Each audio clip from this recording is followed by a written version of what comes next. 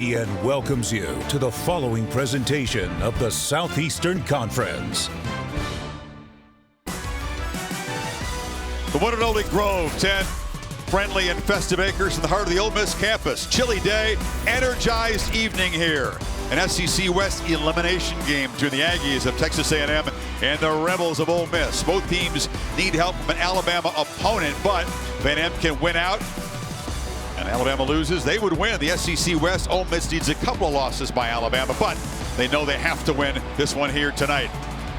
Ole Miss in the alternate light blue uniforms. Chris Fowler, Kirk Herbstreit at Holly Road. 39 chilly degrees. Kirk, we got a great feeling though on the field before this game.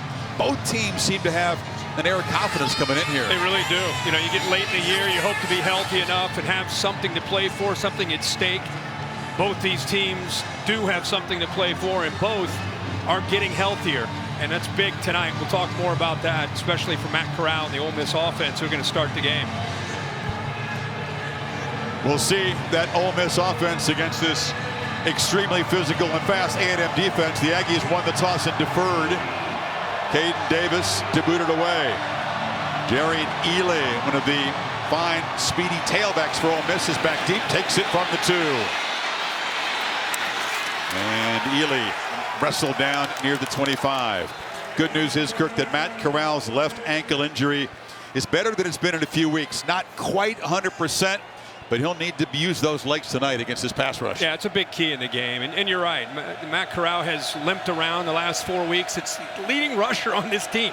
He's not just a great quarterback, he leads this team in rushing, and to take that away has impacted this offense. They're hopeful against this defensive front that he'll be able to make plays scrambling. That's a big thing, and we'll keep an eye on that leg. Receivers, Dontario Drummond, Braylon Sanders getting a little bit healthier, but also not 100% with leg injuries. Opening play, wants to throw a screen, ball batted in the air, and quick penetration by Aaron Hansford, the top tackler on this defense. Well, A&M has practiced all week against an up-tempo approach from Ole Miss. I mean, when they get it going, it's every 8 to 9 seconds they're snapping the ball. It's been a hectic week for Mike Elko and his defense, and they are locked in here early.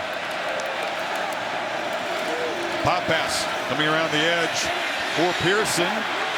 And he shows some speed, driven out after a nice gain, sets up 3rd and short. The tough thing against this Ole Miss offense is they're so balanced. You know, you think of Corral in the passing game and the way they spread you out, but they're going to run the ball. Here comes that tempo. Looking to throw for it in 3rd and short. Catch made by Casey Kelly, the only healthy tight end on the roster, and they get that first down. Now, week 1 on Labor Day night, I did the Ole Miss Louisville game. You were doing tennis that night, and I just learned real quick, just don't talk. Just sit back and watch and enjoy. First down, wants a downfield shot down the seam, and the catch is made by Braylon Sanders. Like that, the Rebels are threatening. The accuracy from Corral, you give him enough time, and he's going to make you pay for it. Really good job of staying with that route. 24-yard gain, looking to throw again, high pass, caught! Drummond, again, not 100%, but fast enough to scare you. They start hitting a couple passes and getting first downs. Right away, you're on your heels. You're just trying to get lined up how fast this is coming at you. Corral on the move, retreats and just throws it away. That was a 24-yard gain, Kirk, followed by a 17-yard gain. Yeah, I mean, it comes at you in waves. It's impossible to prepare for in practice, especially when Corral is healthy and it isn't a factor as far as being able to scramble and run. Your eyes are really challenged against this scheme. Ely looking for a crease on that right side. A&M's defensive front is stout, and that's the linebacker Hansford helping out. Hansford is got to play well tonight against the run, and also the run-pass option, getting back against some of those quick slants. A wide receiver who moved over to backer back in 19. Mike Elko telling us this week he just seems to be really settling in and seeing it a lot better now, more as a true linebacker. Quite a story. Receiver, tight end, scout team linebacker. And on 3rd down, Wayne Kiffin, who calls the plays, tries a run up the middle, doesn't get much, and here comes the field goal team. Yeah, which is somewhat surprising. I mean, this is worth tweeting something out, that Ole Miss is at least attempting potentially a field goal. I mean, usually when he runs on 3rd down in the red zone, he's setting up a chance to go for it on 4th down. But no, He brings Costa out for the field goal on his first drive. That's a win for A&M. Touted true freshman recruit. He was 6 for 6 inside of 40 yards in his brief career. This from 33 for the early lead. So great start throwing the ball for Corral, picking apart the defense, but they get down in the red zone and run it on 3rd and long, which is interesting, and settle for the 3 points. Now we get a chance to see Zach Calzada and the Aggie offense for the first time. This is just, when they're going, they're going. And you know what makes this offense work, I thought Lane Kiffin brought up an interesting point. The quarterback's ability, Corral's ability to process so quickly allows him to go faster than anybody that's really ever run this offense. So it puts a lot on the defense of A&M, because you got to communicate, everybody's got to be on the same page, and things are flying. I mean, they were snapping the ball there. It looked like every about 7 seconds. Which is about as fast as it's humanly possible to do. Yeah, by the time and they're always handing the ball to the ref. Refs, as soon as he spots the ball, the entire offensive line, led by the center, they're down and ready to snap and ready to go. To that point, Kirk, 9-play drive to 203, yeah. 58 yards, but settled for 3. And red zone's going to be enormously important, because it's a situation where the 3 or the 7 could decide the outcome of this game. Yeah, like I said, that's the way that drive was going. That's a win for A&M's defense to force the field goal in the red zone. Devon Achane, the speedy, world-class speedy running back for the Aggies, back to receive this kick. He makes a fair catch at the goal line.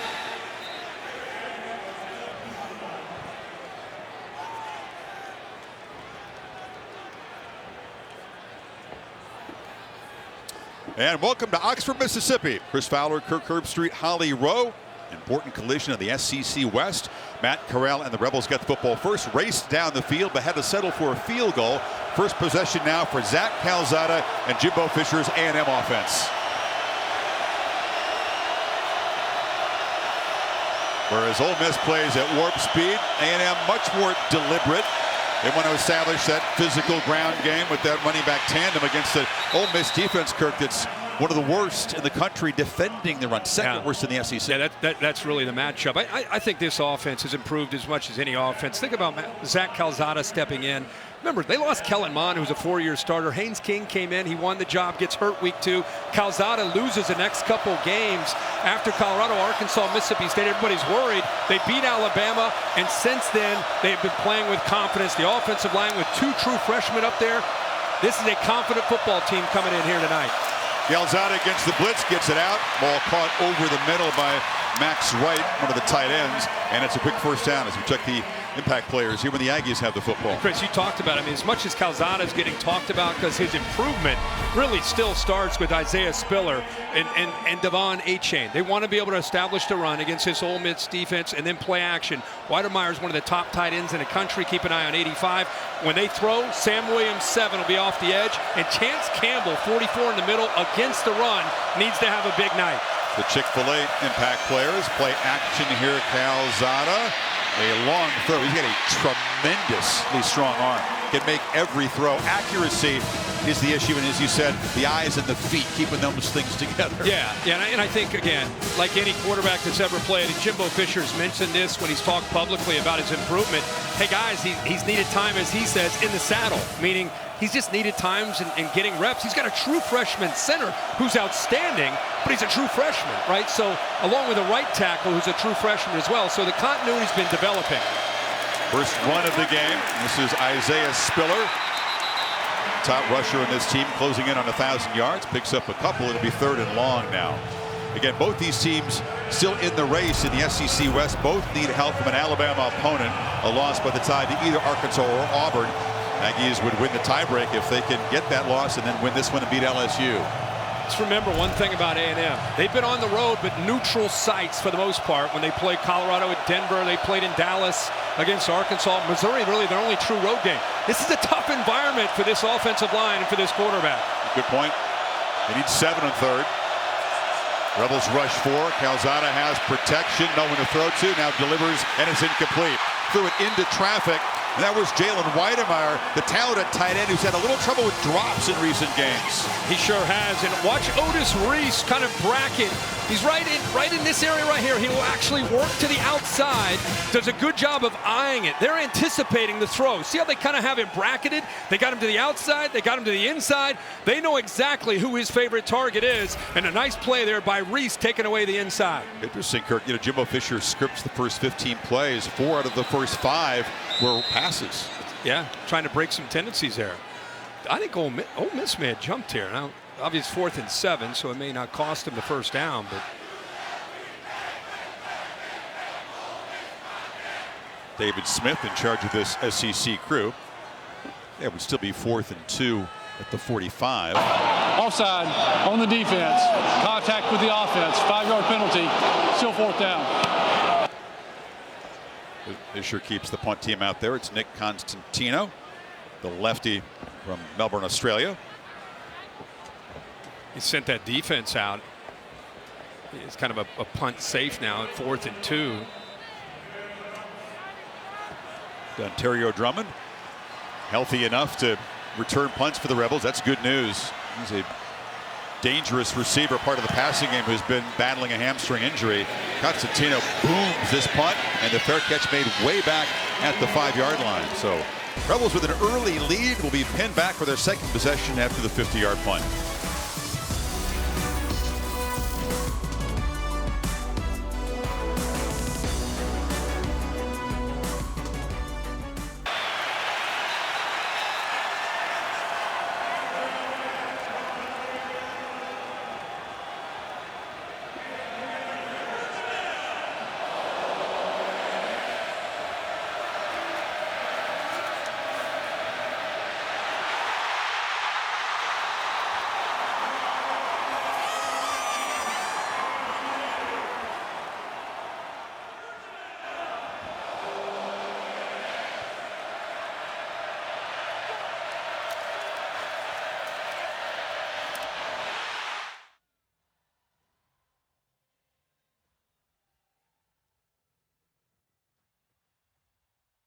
Football Primetime presented by Subway. This presentation of the SEC on ESPN. Part of Veterans Week brought to you by USAA. If you're just coming over from the Miami-Florida State game, this is the drive that you missed where saw some really good throws from Matt Corral. They were attacking, aggressive. If you're not familiar with this offense, put your seatbelt on because it's gonna come at you fast. A&M did a good job of squeezing in the red zone and forcing the field goal, but A&M and Corral, who is healthier than he's been in weeks, looks really good in rhythm on that first drive and very fast in between snaps. The seatbelt with like a 4-point harness. You really strap yourself in. You're gonna get some G-force there. Hand it off. Ely breaks a tackle. It's a block downfield. First down, a lot more. Try to rip the ball out. He holds on, keeps it to the 30. Brockcourt with a great block to left tackle. Open that up for him to get to the inside. And here they come. Like we just talked about, just waiting on the receivers to get set. They're ready to snap the ball. And there's another accurate dart. Man, he is on fire tonight. Sanders with a catch, another first down. Look at the top left. This is in between snaps. As you're on defense, you're trying to get the call, and about every 7 or 8 seconds, that ball's being snapped.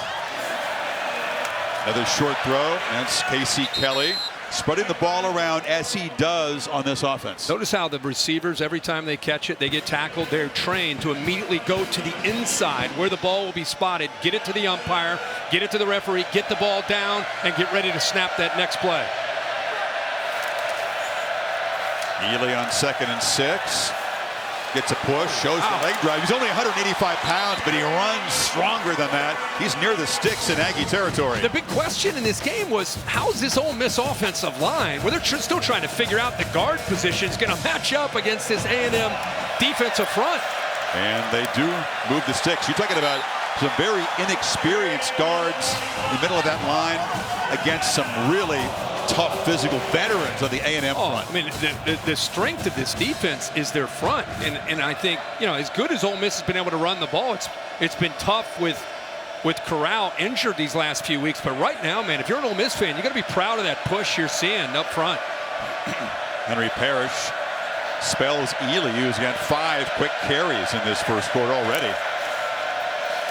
Corral looking to throw, launches downfield, has a man wide open, and he overshot Pearson.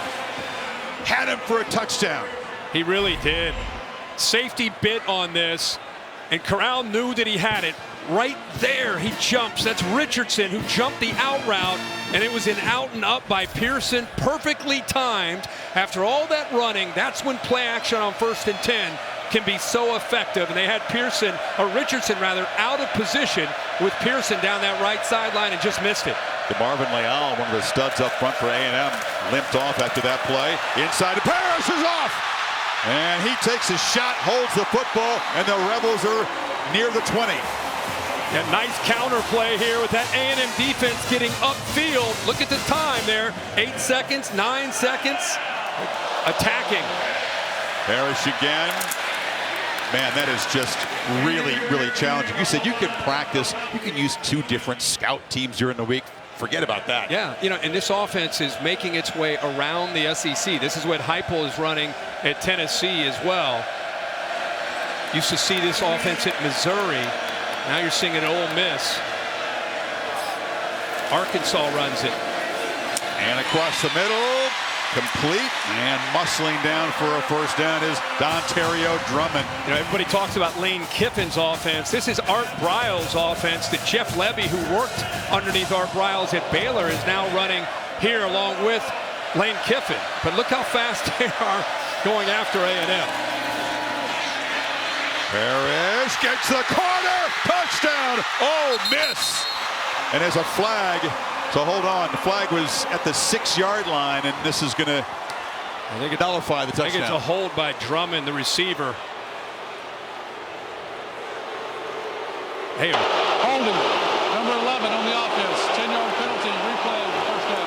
Yeah, he got a hold of Leon O'Neal right in front of the ball carrier. 11 right here. Safety trying to get outside. Just grabs onto the jersey. I don't know if that would have impacted the play, but he did grab onto the jersey. See right there. But Chris, not only are they playing fast, they're playing physical up front. All the stuff that we talked about all week. The one thing we didn't talk about is A&M better be careful against Ole Miss and how physical they are in the run game. That's what they're doing. Ely cuts it back. Well, talk about how tough it is to be physical, but you barely have your cleats on the grass on defense. I know. That was the whole point, is just get the call and get lined up. The way you diffuse this offense is a dominant defensive line. You've got to blow up the line of scrimmage. 2nd and goal. Ely, nowhere to run. They strung it out. He couldn't cut it back inside. Demani Richardson, the safety, was there. It's 3rd and goal. A couple really good safeties on this defense with Demani Richardson, Leon O'Neal. The young Antonio Johnson plays that nickel spot, 27. All 3 of these guys are having great years. 2-back look. It was actually 3-back before Pearson motions out, and there goes Ely in motion. A lot of pre-snap shifting. They bring pressure. It's picked up, wide open. Drummond is knocked down at the 3. Touchdown saving tackle by Leon O'Neal Jr. It's 4th down. Watch the receivers to the right kind of set a pick.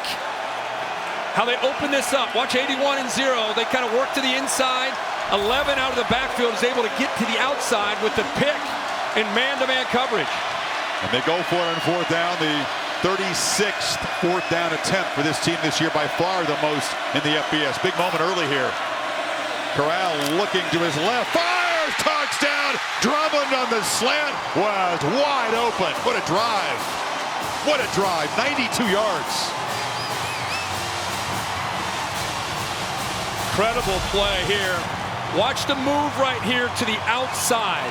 Watch how he moves outside as if he's going to a fade, man-to-man to the outside, then back to the inside. And a really nice pick to the outside by 13 that time. Sanders. But I don't think it would have mattered. They dare you to call that, don't they? That outside move to a fade got the DB running to the corner, and then he came back underneath. Defensive folks say, wait a minute, you just knocked our DB out. But look, the move. I mean, he's going inside. The defensive back ran a chance. Fire early, and the Rebels are up 10-zip.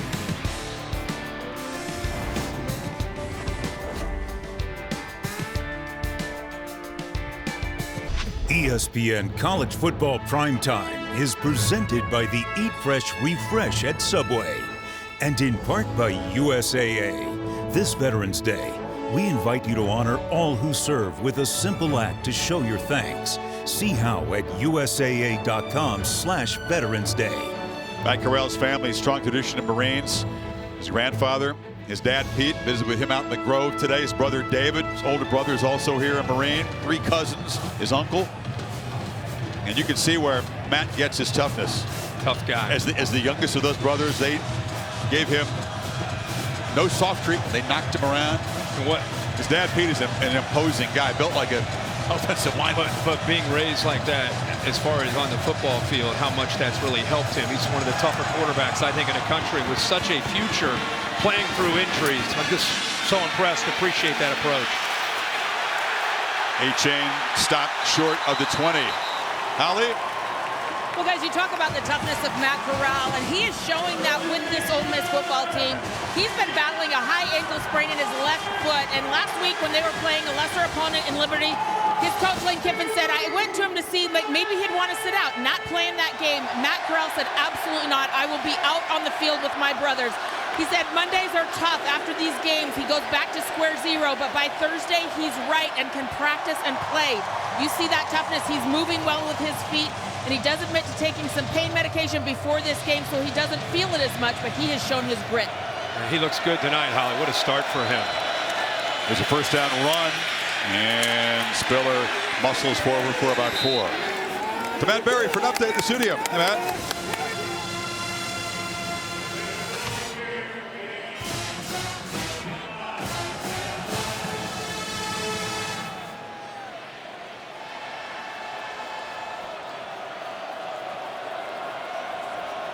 Well, Wow. That was a wild game. Huge win. 62. Okay. Spiller got 6 on first down. And a pre-snap movement on that offensive line. Again, 2 true freshmen start for Jimbo Fisher. Looks like Leighton Robinson, the right guard. 64 on the offense. 5-yard penalty. I want to reiterate the importance of this. Haven't really been on the road. Here we are in mid-November, and they haven't been to LSU or going to Georgia or going to the Swamp or wherever it might be, Alabama. They've played most of their big games at home. They played some neutral site games at Missouri, their only true road game. And here we are middle of November, and they're feeling what it really feels like, especially that offensive line and this quarterback.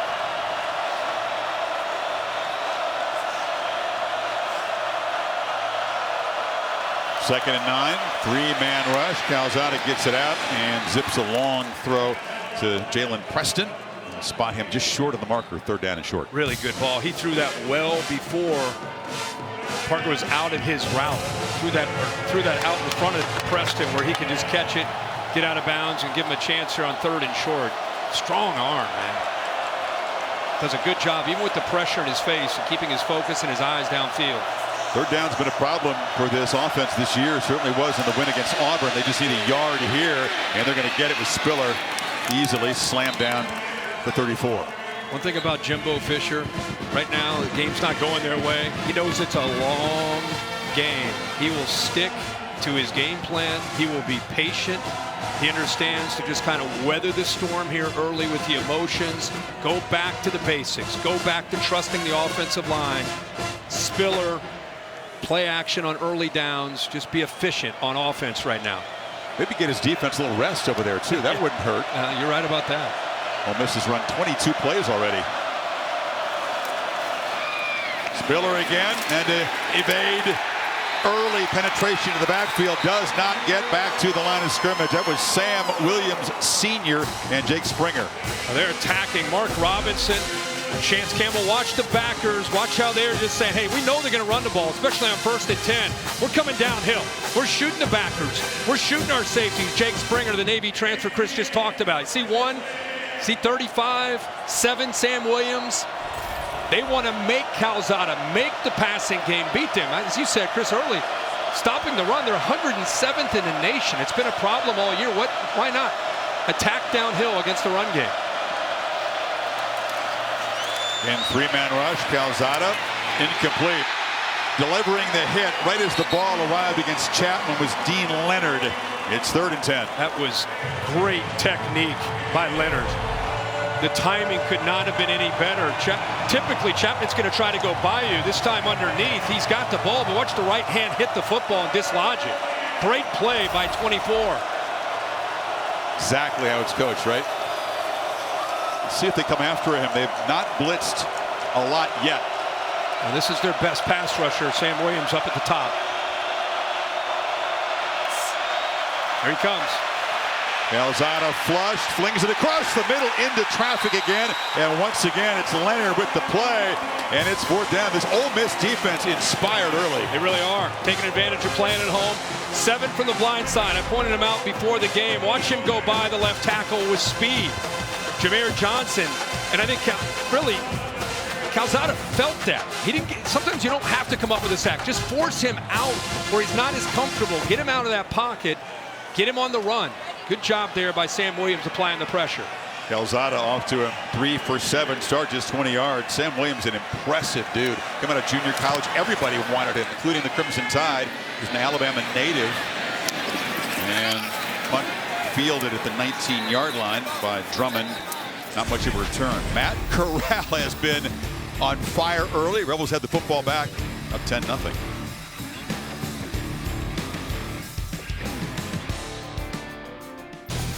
This Ole Miss offense already 22 snaps in the first quarter. It's been high tempo. It's been a balanced attack. Jeff Levy doing a good job of mixing up the runs with the passes.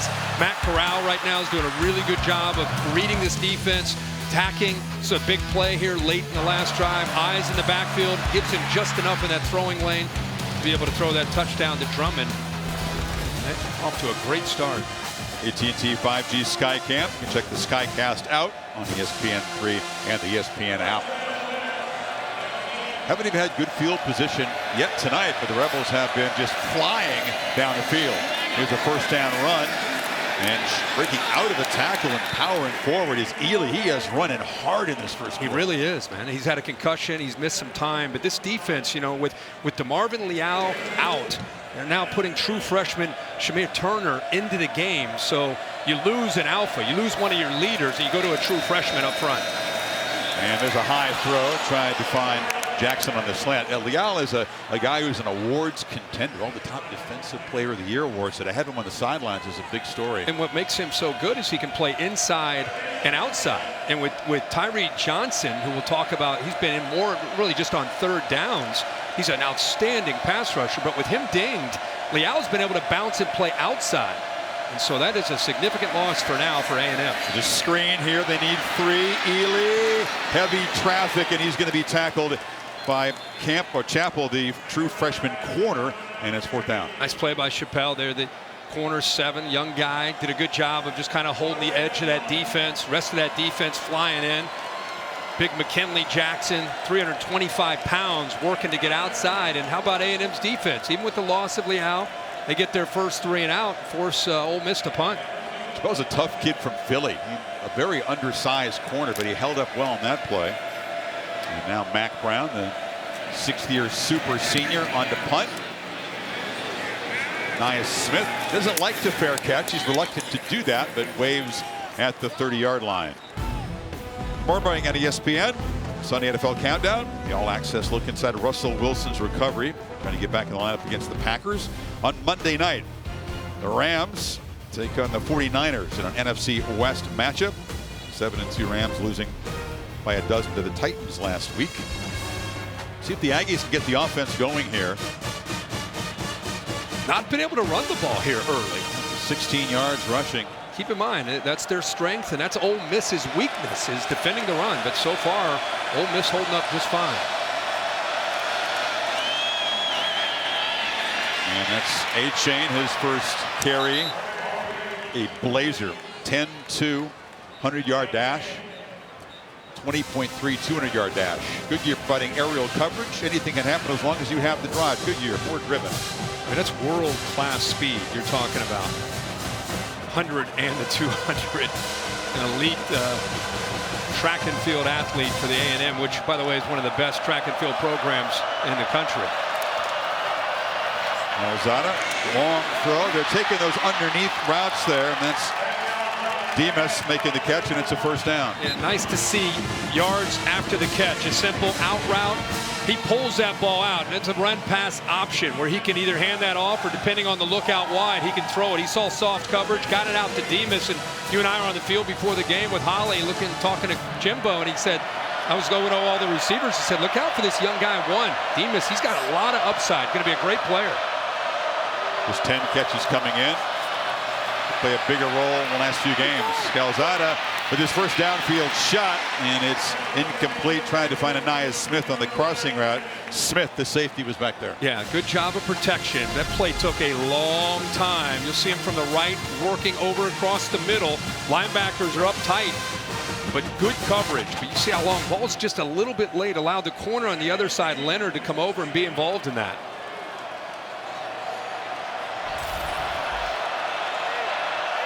Calzada still trying to settle in.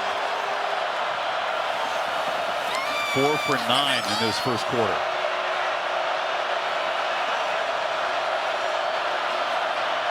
Play clock winding down. Got to hurry here. It's 2-1. Just get it snapped.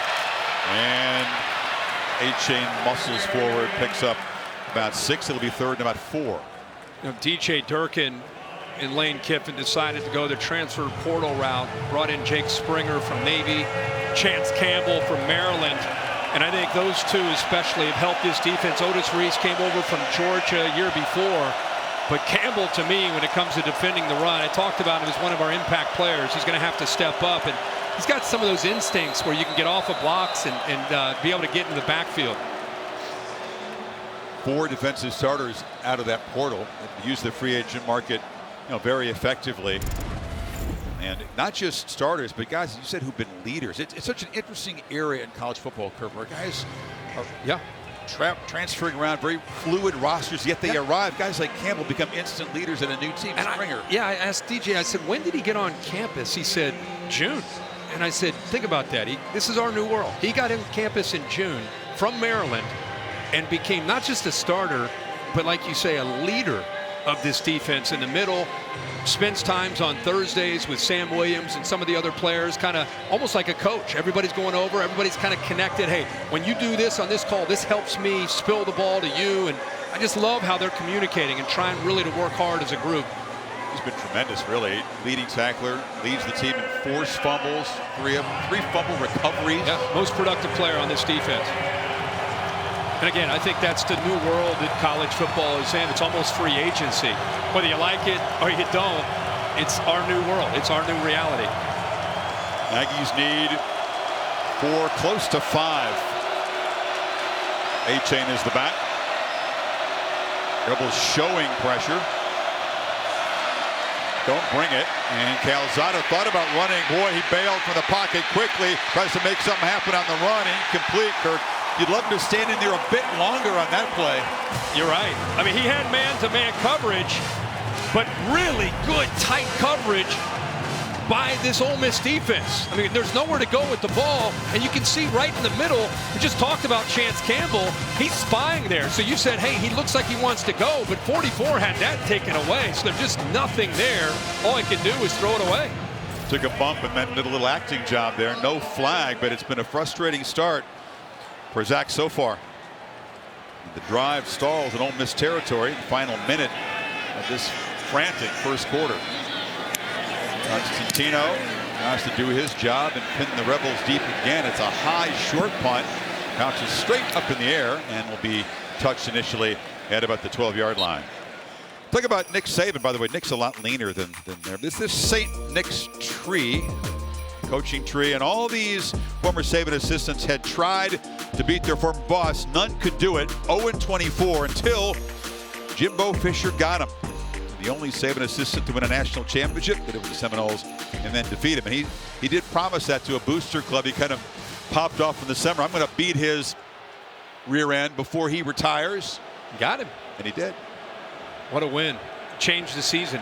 Sure did. They were 0-2 in the SEC going into that game. Big underdogs, like 17-point underdogs, trailed by 7 late after having a 14-point lead and then 2 late scoring drives. Came out with a real underdog mentality, kind of a chip on their shoulder on both sides. Bama fought back, but A&M really in control most of that game, especially early. This is Snoop Connor, his first carry tonight. They have a 3-headed monster, a tailback, and Connor is really, he's the battering man, the physical one of these backs. Yeah, they will continue to rotate backs. That's the one thing. They go hurry up. They're trying to rotate to stay fresh. They like to lean on you. By the way, DeMarvin Leal is back in at right end to the offense's left side. It's going to be a snap infraction there. Orlando Amana kind of faked the snap. Illegal snap. Number 51 on the offense. 5-yard penalty. 2nd down.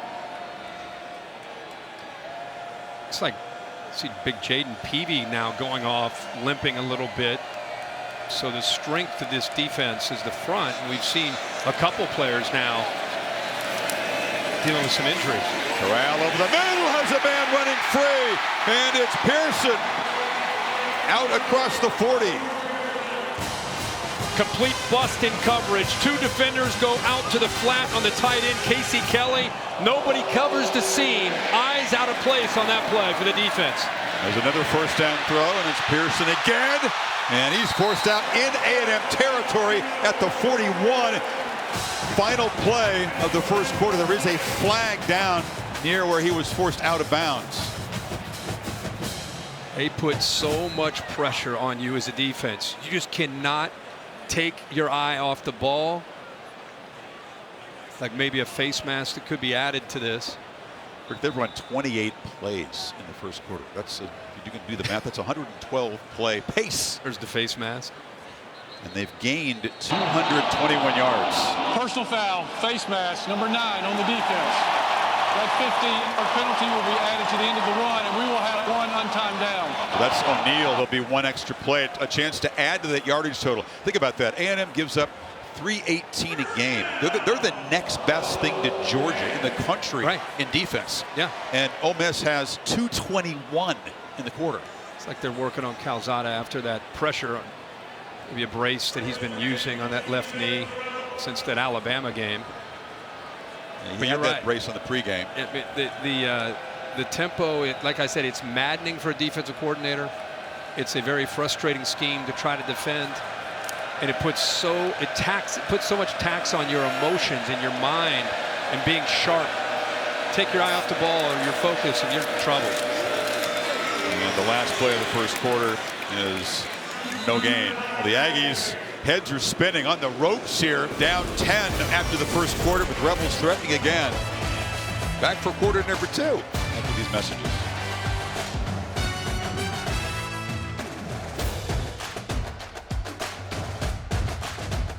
Veterans Week coverage on ESPN, brought to you by USAA.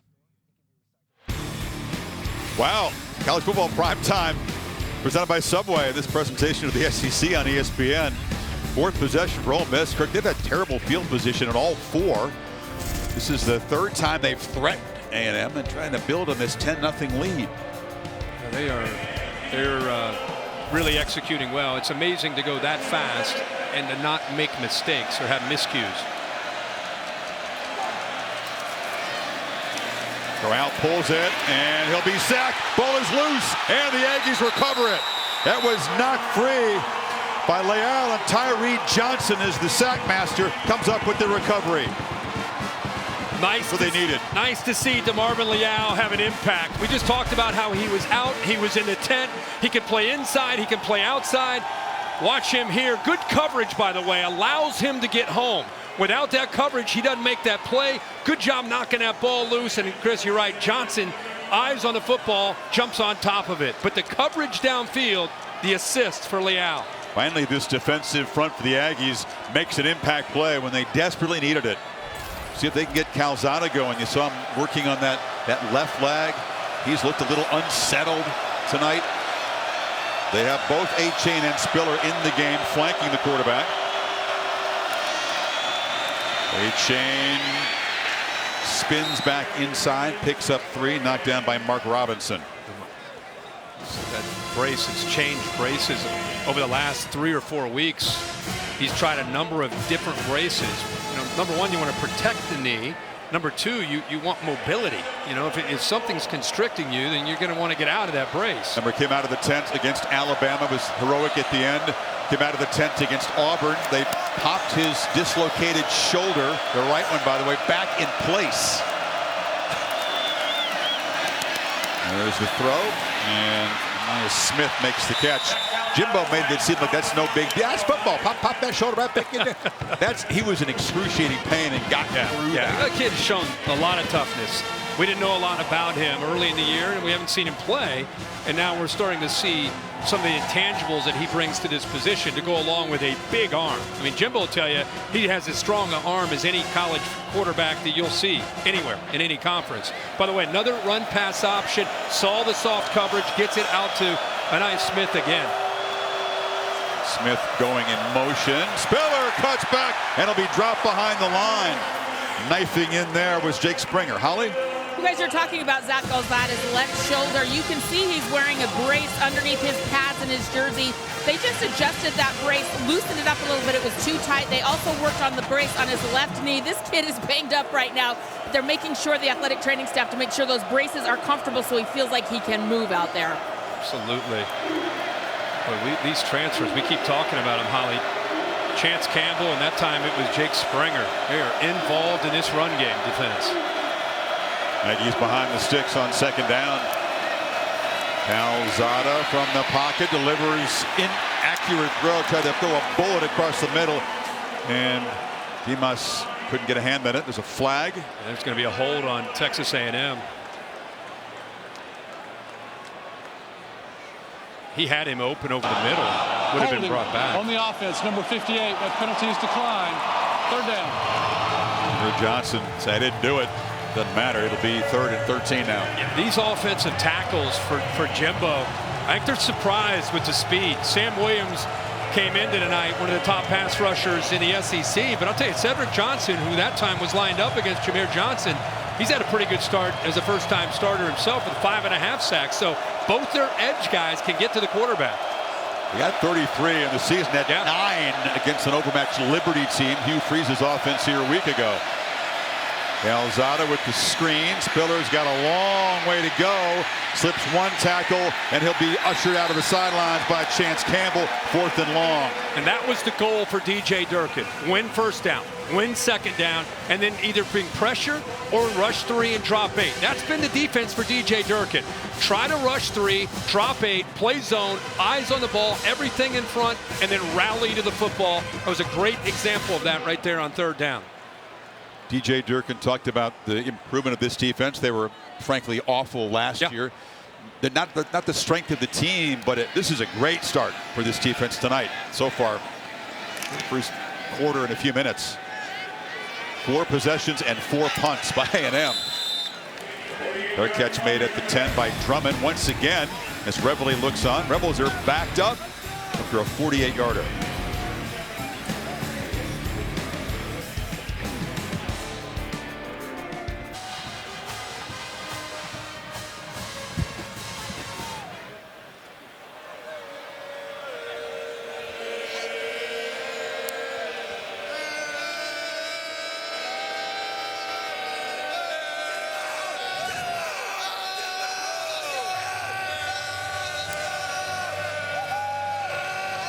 You'd be tempted to say it's over, but we certainly thought Auburn, Mississippi State was over at 28-3.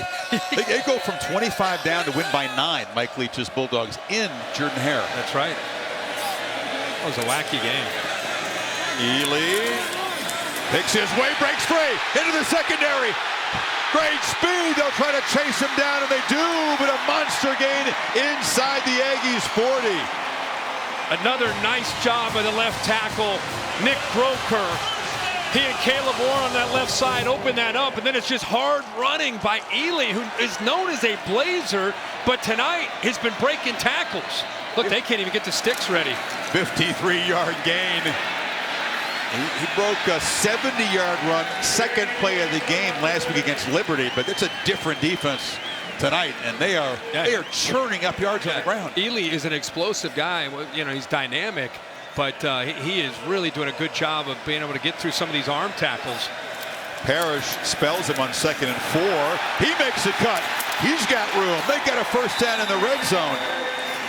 How about the balance between one pass so far for Kiffin's offense? Well, and when they start running the ball like this, you're in trouble because the run-pass option, the pass game off of that run game is coming. Those quick slants are coming for touchdowns. And there's a throw to the end zone, incomplete. Almost 50-50 in play selection and 50-50 in yards gained so far. Yeah, Jeff Lebby, again, he was at Baylor.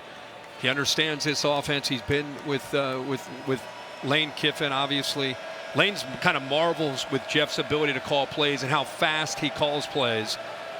Very few guys on the planet can do what Lebby's doing at that speed, to process that quickly. You're right.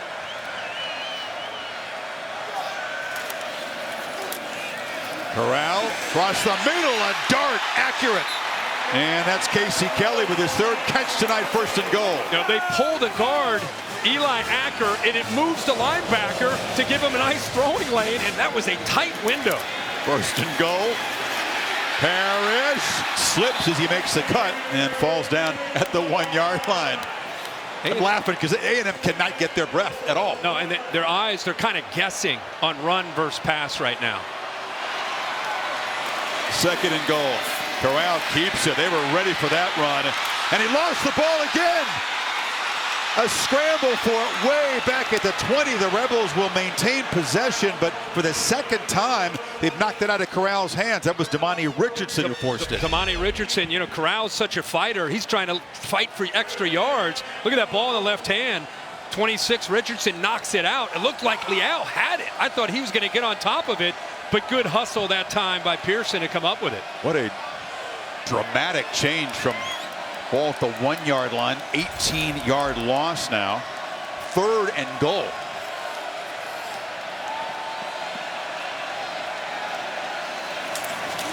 Corral takes off and runs, and he'll be knocked down to the 15. So Richardson's play is a 4-point difference as the field goal team will come out now. Huge win. Richardson, there's always these plays in a game that you remember. If A&M competes and wins this game or comes back, never forget that play with 10 minutes to go in the second quarter. Ole Miss has almost 300 yards of offense to 71 from A&M, and it's potentially only 13-0.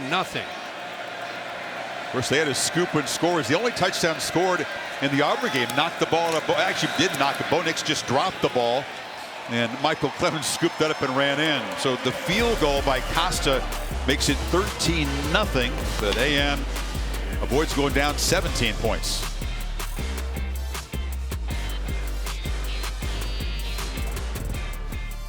ESPN College Football Primetime, presented by Subway, is brought to you by Coors Light. Hey, sports fans, scan here to take a photo with Kirk Herbstreit. Aggies were everywhere, and they were up on Beale Street. Memphis is about an hour north of here. Yell practice usually in Kyle Field, held up there. 9:30 to go in the second quarter. They're on 13. I think Jimbo Fisher is saying the same thing that we were just talking about. Like, guys, let's put a drive together. He's talking to his offense here. Let's put a drive together and let's get back in this game. It's not as bad as it feels. Those big dudes huffing and puffing on that defensive front. I mean, Ole Miss run 38 plays. That is just a silly tempo. Again, 9:30 to go in the second quarter. You've run 38 plays. Mike Elko, who's one of the best defensive coordinators in the country, is looking down there right now with a helpless feeling like we got to make some adjustments, guys. But the Rebels just 1 for 3 scoring touchdowns in the red zone. That's what's kept this thing close. Tonight's Modelo Fighting Spirit moment. Well, the defense, as much as we're talking about Matt Corral in this offense, this defense came in 107th against the run. They are attacking downhill for DJ Durkin. He's also slanting and angling that defensive line, occupying those offensive linemen, letting those backers be able to make plays. And Sam Williams on third down, one of the top pass rushers in the SEC, 10.5 sacks, twitch, just to be able to move him off his spot. It's an uncomfortable feeling for this quarterback, and this offense is yet to kind of settle in and create an identity in this football game. Achane and Spiller yet to make a big impact running the football. Just 28 net rushing yards for this A&M offense against a defense that's really had a hard time stopping the run most of the season. Chain makes a cut, picks up about 6 to Matt Berry.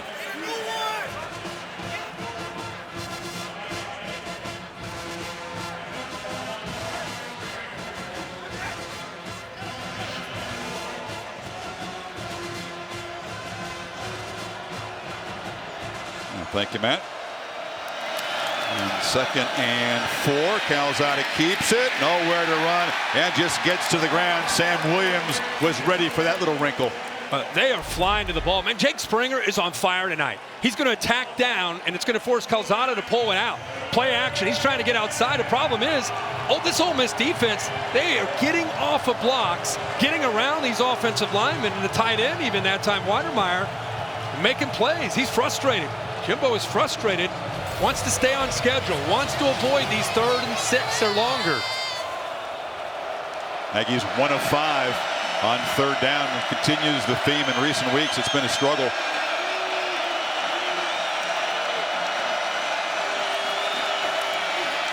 Here comes the pressure. Calzada backpedaling, complete, but short of the 1st down is Jalen Preston.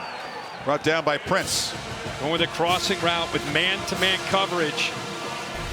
He just kind of fell, kind of fading away, waiting as long as he could. They brought the corner to Leonard. He gets rid of the ball awkwardly, but gave his receiver a chance. You can see he's about a half a yard short of the 1st down marker. Good job by the junior corner, junior college transfer Prince making that tackle. But Nick Constantino has been really busy tonight. This Rebels defense, Kirk, continues to be the story tonight. We knew Ole Miss could move the ball. We knew Corral was going to be sharp. He's healthier, but the way Ole Miss has played defense tonight, I think it's shocked Fisher. That's why was that our Modelo story tonight. So 45-yard punt.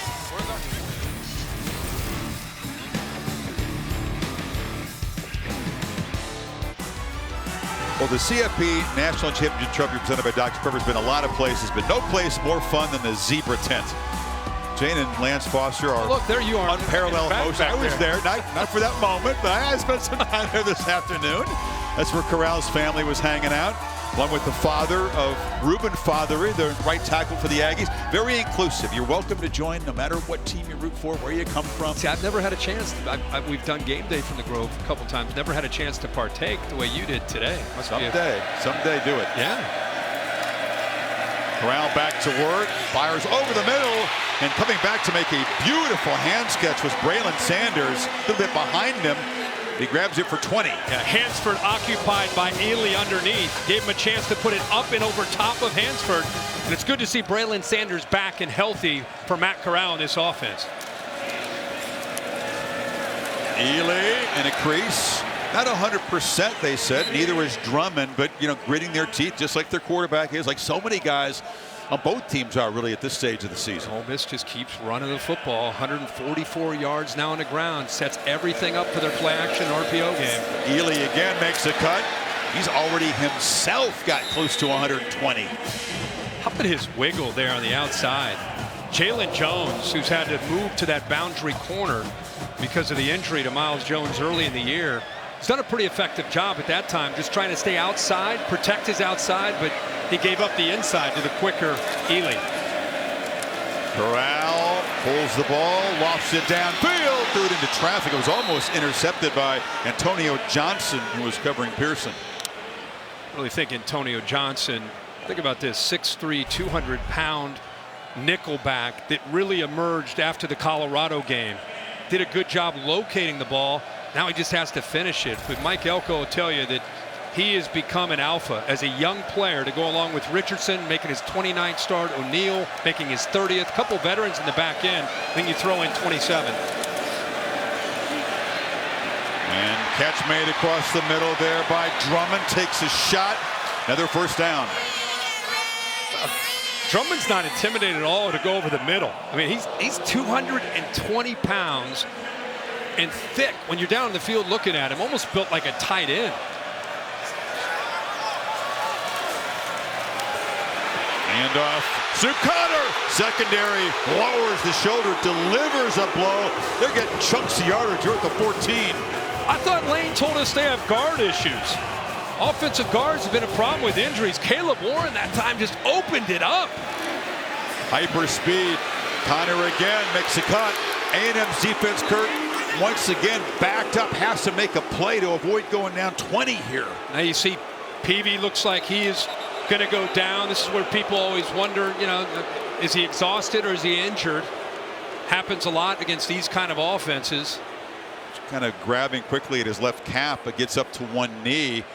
No, this is the tactic that, frankly, not against the rules. It's against the spirit of sportsmanship. Coaches don't like this, and we're not saying Peavy's not legitimately suffering from something. It's just it's an opportune time to go down and get a break here. Well, we were at a break the last time, and the defensive lineman from Texas A&M across the line, huffing and puffing, trying to stay up with this tempo of this offense. But this offensive line is doing such a good job opening up things. 54 on the left there. Caleb Warren, look at that hole. I mean, he's pushing around the linebacker Hansford, and these backs don't need a lot of room to work. Ely and Parrish are known as the faster, but Snoop Connor can go too. He's a power guy, 220 pounds. Talking about Warren, Eli, all they'd heard all week was you guys are inexperienced. You may be the weakness of this team against this mighty defensive front of the Aggies. They have come out and played really well. Yeah, they took it as a challenge, and it's great for Ole Miss to be able to stay healthy in that backfield and stay fresh. Connor behind Plumlee as Corral rolls and is muscled out just short of the pylon by O'Neal. Flag down in the end zone. You knew he's going to hop up. Actually snuck in John Rice Plumlee in the backfield, almost lined up as a fullback and got him out in the flat, but he was taken. Ruling on the field where the runner was short of the touchdown. Personal foul, late hit out of bounds. Unnecessary roughness, number 45 on the defense. That penalty is half the distance to the goal, automatic first down. That's the automatic first down is the important part of that. They got. He gets hit, and then watch 45. Could have let up. I mean, he could have hit him a lot harder too, but it was just how far out of bounds he was where the contact was. The progressive pylon cam also took a shot to the helmet there, did Corral. Pops right up. And now first and goal. Connor leaning. No signal. Jared, they called him Snoopy when he was a kid. His mom gave him that name. Then he said, just drop the Y, call me Snoop. And they all do here.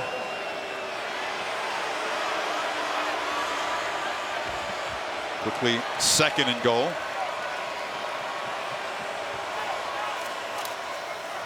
And quick penetration, just body slamming the man to the ground there is Edrin Cooper. That's a loss for Connor. Third down now. Remember, he's an athletic quarterback that can get on the edge with the ability to run and throw, and he is healthy. Been limping the last 4 weeks, but looking good tonight. You probably see him on the edge. They hand it off inside, and that Aggie defense continues to play well. Backed up, Leal came around the corner. It's fourth down. Yeah, Leal, who you know, it's away from him, but he shows you, even though he's tired, he makes a heck of a play there to get involved. Help out with Leon O'Neal also in there. Going on fourth. Corral pulls it, flips it in the flat, and stopped short is Casey Kelly. Not tricked. Chappelle, the freshman quarter, makes a big play. Aggies hanging around in this game. Chappelle makes the huge play of getting off Dontario Drummond, who he had in coverage, but he sees the ball thrown to Kelly. Watch 7. He's blocked. He gets off of that block and then makes the play and keeps Kelly out of the end zone. Another big play by the Ags defense.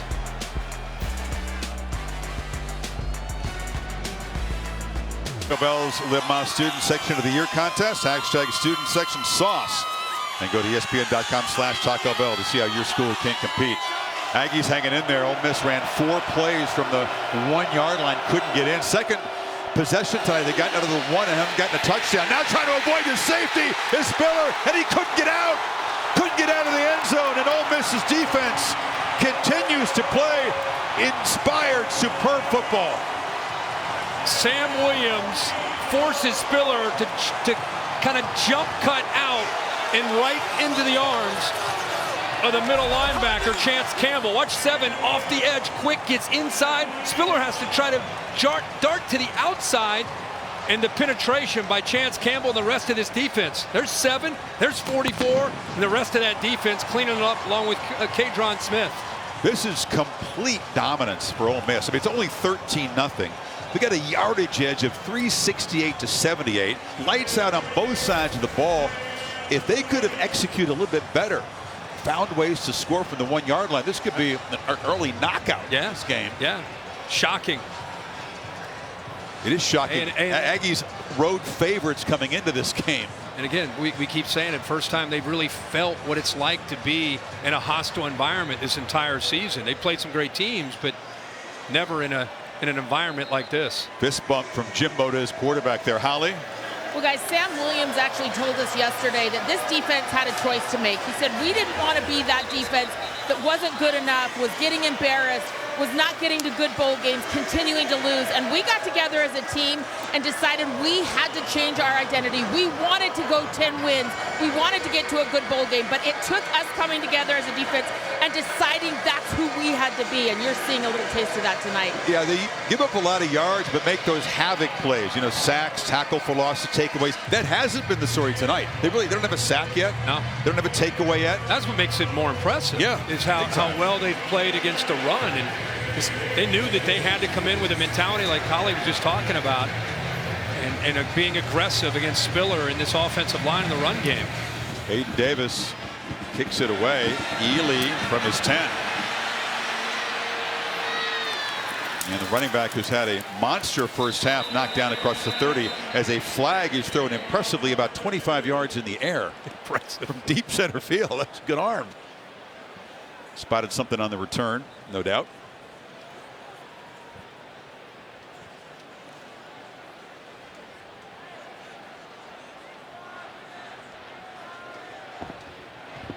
Rebels figured to have good field position. Davis drove the kick deep. Illegal block in the back, number 14 on the receiving team. 10-yard penalty from the spot of the foul. First down. So Dalen Gill, reserve linebacker, with the penalty. Moments ago, look at this. Look at the awareness of Lane Kiffin here. Goes over to, sees Lee Corso down on the sideline, whispers a little something into his ear. He says, I like your pick this morning. Yeah, he did. They actually both picked Ole Miss. He's smiling, looking at him. Lee's probably telling him, when you lose, say little. When you win, say less. Stay focused. Maybe he's given a goal line play idea down there from the old school coach's manual. Lee didn't like the shotgun from the 1 foot line, does he? This is Parrish. Makes a left turn and picks up about a yard. Leal on the tackle there. 3:45 before halftime. There's Coach Corso. There he is. Sticks around. Watches the game from the sideline. Whatever team he picks, he's always on that sideline. Usually hands on knees, like he's actually coaching with a headset on. Another play by Leal. He's made back-to-back tackles here.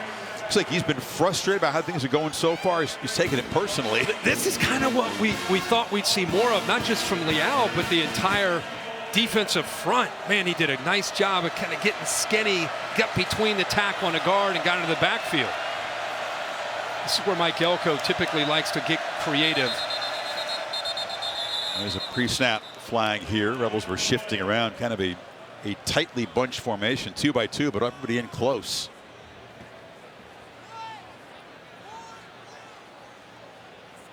Elko, he's used to, with that defense and his scheme, he's used to confusing the opposing offense, right? He's used to rattling quarterbacks. Game on the defense, number 26 for Clapping. 5-yard penalty. Third down. I mean, Bryce Young had his moments where he was rattled by the A&M blitzes, and Bo Nix was certainly frustrated last week. Chris, I have to say, Richardson gets called for this for clapping. Usually you see that from a linebacker or defensive lineman who's pretending to call out the cadence. He was 15 yards off the ball clapping just to try to get one of his players, kind of get their attention. I was surprised by that. Makes it 3rd and 5, and the Rebels are going to convert. That ended up being a crucial penalty. Parrish turns the corner and they move the sticks. Yeah, it's a big difference from 3rd and 10 to 3rd and 5. It changes the play call.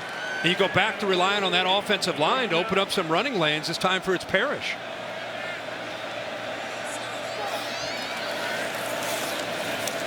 There's a quick throw. There's a fake that run, the RPO, and it's Plumlee, the guy that Corral beat out quarterback a couple of years ago here, turned himself into a receiver. Yeah, does a good job. Those linebackers are flying to stop Parrish on the run game, and the only problem is quarterback Corral sees that, pulls it, and then throws it right behind him. How ridiculous is his release? I was in awe watching him from 10 feet away in warm-up. It is so quick. Crazy quick. 2nd and 3. Ely picks his way. And another first down. It's across the 40. I think between his ability to process, his comfort within this system, the film work that he does, he and Lane Kiffin challenge each other, match me. They text each other, meaning I'm getting to the office at 5 a.m. You better be there. This kid really works at that aspect of the game. So processing along with the release helps him play fast. And an improvisation play, flips it to Ely. He was in the grasp of defenders and makes a play, and they're in Aggie territory inside the 40. Wow. That's great awareness. You know, he typically wants to step up and go, but this time he steps up and he senses that Ely, who is in there blocking and pass protection, is available and just checks it down to him. Anytime you can get the ball to Ely in space, you take it. Instead of a sack, it's a 21-yard gain. 23rd first down for the Rebels in this first half. Corral spins away from pressure and delivers incomplete. He has all kinds of arm angles, doesn't he? It's fun to watch. It is. This time he just, at the last second, again, he reminds me like of a Baker Mayfield when Baker was at OU in college. The ability to improvise and do things that are a little unorthodox. You know, what is he doing? Oh, yeah, that worked. You know, that kind of feel to his game at times when he takes off and does things. Or he's just being an athlete, right? Just turning it loose. Tries to turn it loose here. Wanted to look downfield for a throw. And now just sprints and he'll just throw it away. Heavy pressure from Michael Clemens that time. Outside of the pocket, you just want to make sure that ball got across the line of scrimmage, which it did. You know, as if this offensive scheme isn't hard enough to defend, right? You got what are they up to? 58 snaps in the first half. 58 snaps in the first half. You got a quarterback that can read quickly. They can run the football. Then you got to worry about the quarterback improvising on top of that. Cranking down the tempo here from this possession late in the half. Need 10. Oh, I heard the lane whistle. I heard the lane whistle. That's usually a check when you get the whistle. Got to hurry. Just get it off. He checks to a run. Connor's trying to get free, and that check didn't work. Aggies trap him behind the line, and it's 4th down and real long. Aaron Hansford with the tackle there, and Connor's still on the ground. Whatever Lane saw, the Aggies are ready for that time. Yeah, they sure were. You know, he gives them a run-pass option. The defensive line did a much better job up front. You see his leg gets underneath of Hansford on that tackle and then gets pushed back by Antonio Johnson. That left ankle. That's where these guys stretch. That extra flexibility can keep you from getting injured in the play. That didn't look good at all, but he's up walking around at least.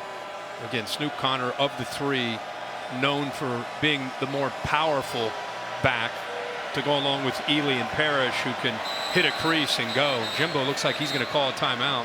Well, the offense was still on the field. There's no coaching book that says you go for it from here. But analytics don't say to go for that here? I don't think so. Matt?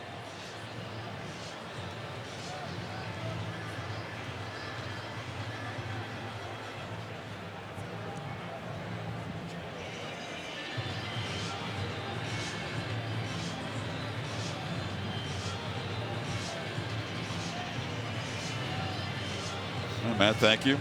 Connor limping around behind the bench here. I mean, this is one of those interesting situations. You know, Kiffin, he says he uses analytics. I think it's a combination of hunch as much as anything else. And, you know, yeah, the ball's at the 40. They need 11 yards here. The Aggies have 1 timeout, 49 seconds. I mean, 129 FBS coaches punted down there. Yeah, but the analytics thing, I find it interesting. You know, they use it up in the NFL a lot, and it changes week to week, stadium to stadium, opponent to opponent. So, and he's got a guy down there. It's not like he has it memorized. He basically looks over to the guy, and the guy kind of gives him a thumbs up or thumbs down on what to do based on the analytics. But you didn't see this in the 80s, 90s, 2000s. I mean, it's something in college football we're seeing more and more of over the last maybe 5 years. I understand, look, you could try to get something, add to a 15-point lead. If you punt it down there, the Aggies are going to run one play, and it's going to be the half. Yeah. I still look at this score and think it feels like it's 28 or 35. It's 15. The A&M defense has done their job in keeping the Aggies in this game. And Mac Brown, the punter, is out there. And Smith standing at the 6-yard line. Aggies wary of a fake. But Brown just kicks it high with spin, and the fair catch made at the 6-yard line. 57 seconds to go. Well, it's a noon kickoff. The old horseshoe of the banks of the Olentangy. Michigan State and Ohio State colliding. It's presented by Arby's at noon. Michigan State did its job, got through today, and the Buckeyes were overwhelming against Pitt. Yeah, they got their offense going back to where it was prior to the Penn State game. It'll be exciting to see Mel Tucker, who was an Ohio State assistant. He was a defensive back coach in '02 with Jim Tressel when the Buckeyes won the national championship. It's going to be an interesting conversation in that A&M locker room. Jimbo Fisher's team, you said down by 15. That's the good news. Yeah. Bad news is they're being badly outplayed on both sides of the ball. I mean, they have not been able to get the running game going, and they haven't stopped Ole Miss from running. At the line of scrimmage, which if there's anything to take away from this first half, forget it, the tempo and this offensive style, it's the line of scrimmage that's got to be more frustrating to Jimbo than anything else. That's what they've got to go in and talk to these linemen about. We've got to take over the second half and win the line of scrimmage, or we don't have a chance of getting back into this game. This will be the 27th play the Aggies have run. Ole Miss 59 plays in the first half. Spiller has been really contained by this Rebels defense. It was struggling to stop the run coming in. That's actually his best run of the night. Does move the sticks and momentarily stop the clock. Jimbo will get the football to begin the third quarter. He said that's it. That's enough. Readers falling off the face, takes the headset off, going some work to do at halftime. Some work to do as the favorites from College Station have come in here and head spinning down by 15 at the break in Oxford. Matt Berry and the guys, the Mercedes EQ halftime report coming up.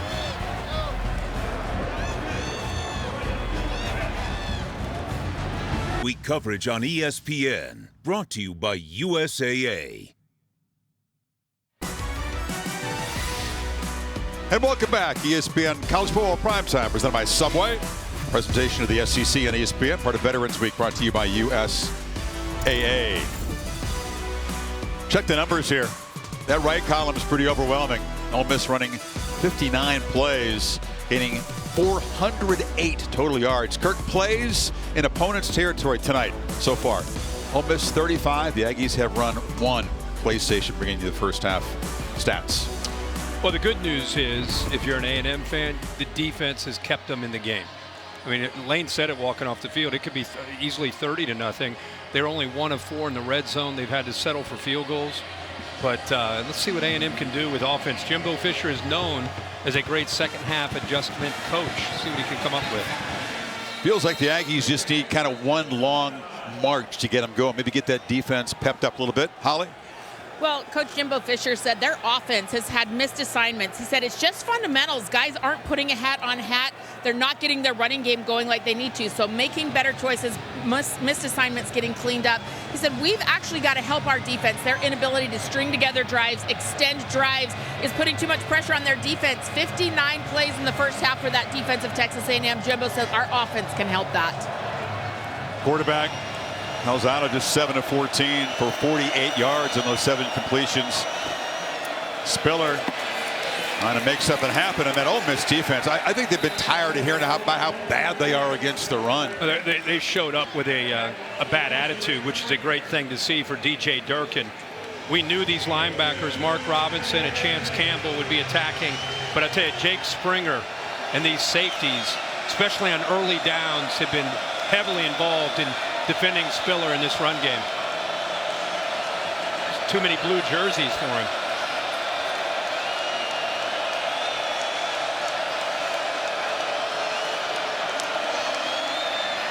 Calzada across the middle, and that's Weidermeyer, the talented tight end, finally involved tonight. His first catch, and it moved the 6 to the 36. And a really tight window between two linebackers, but he throws it early. Calzada was holding on to the ball a lot in the first half. Watch 85 kind of sneak between, just settles in that zone right between those two linebackers, and the ball hits him right between the 8 and the 5. It's not Ole Miss tempo, but the Aggies cranking it up a little bit after getting that rare first down.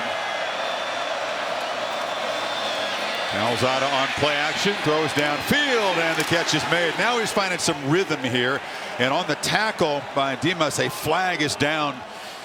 That'll add some yardage to the completion. Yeah, he got hit hard as he was fighting for yardage right there. Springer hits him as he's trying to break away from Prince, the corner. Bang, that contact right there. Look at that for targeting for sure. Yeah, you can see him actually grab his, as he's going down, he gets hit, and he grabs, oh yeah. Springer has been active today trying to hit people. Let's even reach for his own head after he gets hit. Oh, that's Personal foul, targeting number 1 on the defense. The previous play is under further review. We'll bring in Bill Lamagna. I don't think there's much debate about this, Bill. This looks to be textbook targeting. Forcible contact, lowered the head. He came into him. He took aim on that. So this is going to be upheld, and we're going to have a disqualification. Dimas right away, you can see grabbing at his head. Yeah. Ball again by Calzada out early.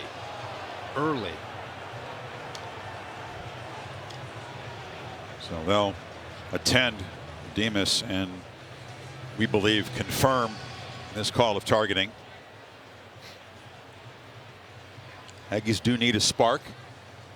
108 minutes, Kirk, since they've scored an offensive touchdown. Got to go back to the third quarter of the South Carolina game. The only touchdown A&M scored against Auburn was that scoop and score. So you're talking about an offense with a very well thought of offensive mind. Jimbo Fisher just really struggling to find the end zone. It's been a long drought. Yeah, it has. And the one thing you would say about that is that, you know, the offensive line, we keep talking about how much After further review, the ruling of targeting is confirmed. Number 1 is disqualified for the remainder of the game. 15-yard penalty will be added to the end of the catch. Keep talking about how much they've improved, but you're right. They've kind of hit a lull here, and we'll see. They've actually finally got the ball in plus territory. Yeah, just to be the second play they've run in Ole Miss territory. Ball's going to be at the 40-yard line. It's a big loss with Springer. He's had a big night tonight, especially against Spiller in the run game. They'll have to make some adjustments on the back end with these safeties. Trey Washington, a true freshman, backs him up. Adrian Smith, another safety. He's played quite a bit, number 20.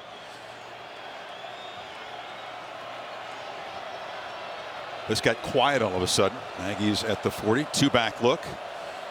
Smith joining Springer in the backfield to get the ball out quickly, and just a decoy as they find Caleb Chapman. That's their version of run pass option. Soft corner, you can either hand it or throw it if you can make that throw to the outside to Chapman. Problem is they've got offensive linemen 5 yards plus downfield because they're thinking it's a run play, but quarterback Calzada looks out there and says, hey, that's an easy 7 or 8 yards to just pitch it out there against soft coverage.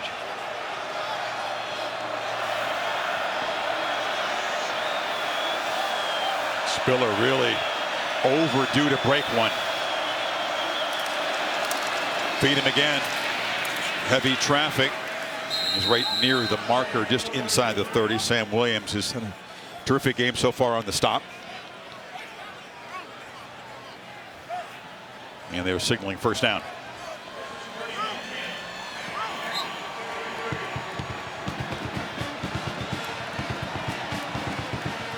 The mini version of the Aggie band begins to make some noise. It's been a quiet evening from that corner, hasn't it? I think it's the first time I heard the lads.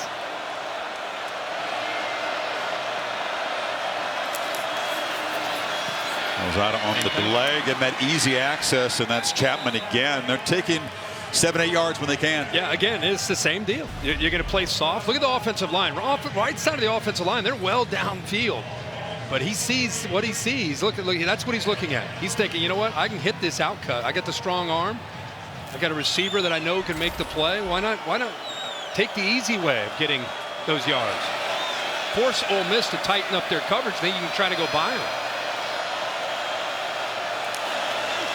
Spiller tries to bounce it. He ran right into a run blitz and fights to get back near the line of scrimmage. Yeah, short yardage and early downs, they're not waiting. The linebackers and the safeties are not waiting. Do a good job again of winning at the line of scrimmage. Watch 7 get into the backfield. He's a pass rusher, but he forces Spiller again to bounce that, and you can see how they rally to the football there on 2nd and medium. 1 of 6 on 3rd so far. Need 3.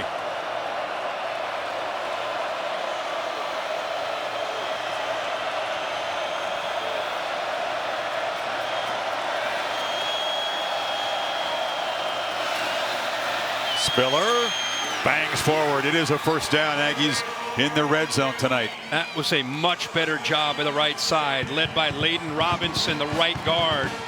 He came down and opened this up. The right guard, 64. Good push right there. And Spiller got right behind that block, found that crease, and got the first down. With the coaches from A&M going crazy trying to get Jalen Preston back on the field. He's in the slot to the right here. Calzada, fastball. Smith made a heck of a catch there, defended by Washington, who's backing up. Springer now. Heck of a play, about a 1-yard gain, but great effort and a good job of getting. Like his right leg maybe got down before the elbow for the 1 yard. Tough dude. He plays on special teams. Loves to block. Demas is out of the tent, taking that shot to the head. Jimbo Fisher's thinking we're in the red zone. We've got to get a touchdown here in the second half. Been a struggle. Talked about Ole Miss's struggles in the red zone tonight, but the Aggies all season long under 50% scoring touchdowns in the red zone. That is not good. Calzada got his feet tangled up with the back, tried to get set for the throw, Kirk, and it threw him off. Yeah, I think it affected his rhythm and his accuracy on the throw, but it's a short throw to the outside again. Not getting the ball thrown downfield. You see the collision there with Spiller. Definitely impacted him, but look, if that ball's caught, it's a short gain. They've got that covered very well by Henry. 3rd and 9. Important play. They moved Spiller out of the backfield. He's all the way up at the top. See if they bring him back or keep him out wide. Ole Miss showing a 3-man rush. A little pre-snap chess game here. DJ Durkin. He's not sure why they've blown the whistle and having a conference at this point. Neither are we. Delay of game on the defense. Number 3, Clapham. 5-yard Oh boy, penalty. this seems to be an Still emphasis tonight. Each team's been called for this once, and that's Otis Reese. He said, "We're not clapping." You can read his lips. Very unusual to see this, you know, to see this when guys are clapping to tell their teammates to move around. It's one that's thing not distracting the offense. Chris, it's one thing to have a defensive lineman or a linebacker close to the quarterback and center. These safeties are back, 8, 10, 12 yards. Bella's chill with this call on both sides. It's 3rd and 4 now. It makes a big difference. Calzada backpedaling, launches to the end zone, overthrown. Weidermeyer was well covered that time. No chance to make a play. Chris, this is what you're talking about. This is let's see him clap. Let's see the clap that's going to affect. That was it, I guess. That was it. That was the clap. It's a 5-yard penalty. Yes, so. Yeah. Boy, he had the matchup, by the way, in that last play. Weidermeyer, the big target, tough matchup at 6'5", just threw it behind him. Seth Small, more field goals in his Aggie career than any kicker. Goes for his 68th career field goal to get A&M on the board, and he knocks it inside that left upright from 30 yards. So A&M takes it 62 yards, finally scores, but not what they were looking for. Still a 12-point game.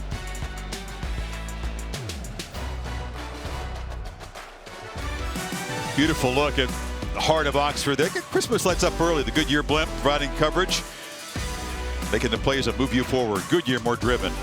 It's like walking around at Disney World when you're around the square there. It really is. It is. I mean, but it's real. It's a campus. But you can eat well. She got the Great Clips Command Center, ESPN3 and the ESPN app. Get all the complete stats like this. Look at Matt Corral, 216 passing in that first half, 18 for 26. Ely, 122 yards rushing against a defense that gives up 123 per game. Well, this Ole Miss offense has been able to get things going because of that run game. Offensive line has had a big night. This has not been by tricking them with run-pass option. It's been by asserting themselves up front, winning blocks, winning the line of scrimmage, opening things up for Ely and Parrish, and here in Snoop Connor. The other thing we've seen is hard running by Ely. I mean, it's great to see him fresh. Look at the yards after contact. That's got to be a focus for Texas A&M. 185-pounder, but he runs bigger than that. He's got the football again, makes a very quick cut, and muscles for another 6 yards. You know, as a team, I mean, yards after contact, I'm sure, you know, you always do adjustments at halftime. Mike Elko, the defense coordinator from A&M, said, let's get our cleats in the ground, and we got to start tackling. We got to be more physical. Rebels right back at it with the tempo. Corral looking to throw. It's incomplete. That was Drummond in traffic there in 3rd and 4. Quick slants, big part. These glance routes with these receivers off of that run game. Chance for Aggies defense to get off the field here, perhaps build some momentum, but Corral gets the ball out and it's dropped. A little bit behind Casey Kelly, who's been a prime target tonight. Couldn't come up with it, and here comes the punt team. And a rare 3-and-out tonight for Ole Miss's offense, and A&M just unable, A&M rather, gets him off the field, and Kelly just unable to hold on to that football. I think he would have had enough room there to pick up the first down. Turned his head and looked at the defenders. It would have been close, but that drop, something to remember here. The Aggies offense, again, didn't find the spark they necessarily were looking for. And now a muff punt, and coming back to field it at the 10-yard line, avoiding a disaster there. So Smith able to recover his own muff. The Aggies going to be backed up. 12-point game.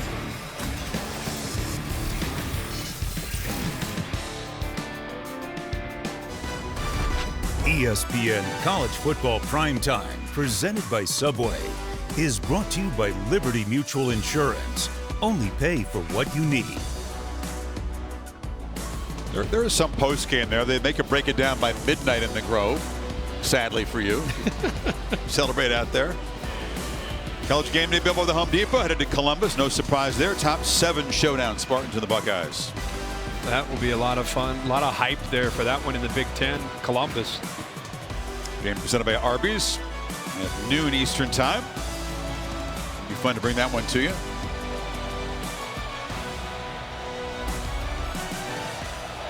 A&M backed up at the 12. Lozada, another one of those short distance throws on first down. They got a little rhythm going here. Dimas came out of the tent, was evaluated for a concussion after that targeting hit by Springer. Passed that test and is right back at it. Good to see the freshman back, showing the toughness to be able to come back and make some big play here on this opening drive. Ball thrown a little bit behind him, but adjusts well to the ball. Again, Jimbo Fisher very high on Dimas and what he can do in this offense. His 12-yard catch in the first half, the longest play for the Aggies tonight. That one got 11. Looking to throw again in first down over the middle. That's Weidermeyer, makes the catch, takes a big hit, holds on, and he's across the 40. Smith delivered the blow after a 19-yard gain. I love the play action because it gets the linebackers up and then it creates a seam right behind them. See the backers come up, they're paying attention to the back on 1st and 10. Good early down play action these last couple plays by Jimbo Fisher. A-Chain breaks a tackle. He can fly. A-Chain ducks out of bounds at the 41. They're starting to pick up chunks of yardage now. How about the young freshman, Bryce Foster? This is a center, true freshman. Watch him here take on this block, endures it, and he gets right underneath that block. It's a true freshman that has grown, has got a bright future out of Katy, Texas, played at Taylor High School, just gets better and better with each rep. And at 16 yards, that becomes A&M's longest play tonight. A-Chain again. It's around corner briefly and just bumped out of bounds, but another big gain of about 7 on first down. Now you're starting to feel like this looks like the A&M offense and what they're capable of doing. They thought coming in to the game, early down play action against an Ole Miss defense that's determined to stop the run, mix in some of that, and then get back to being able to run the ball, control the line of scrimmage, and get Spiller and A-Chain some room to run. It's like a hockey line change. They brought in 4 fresh bodies in that Ole Miss defense, including the defensive front.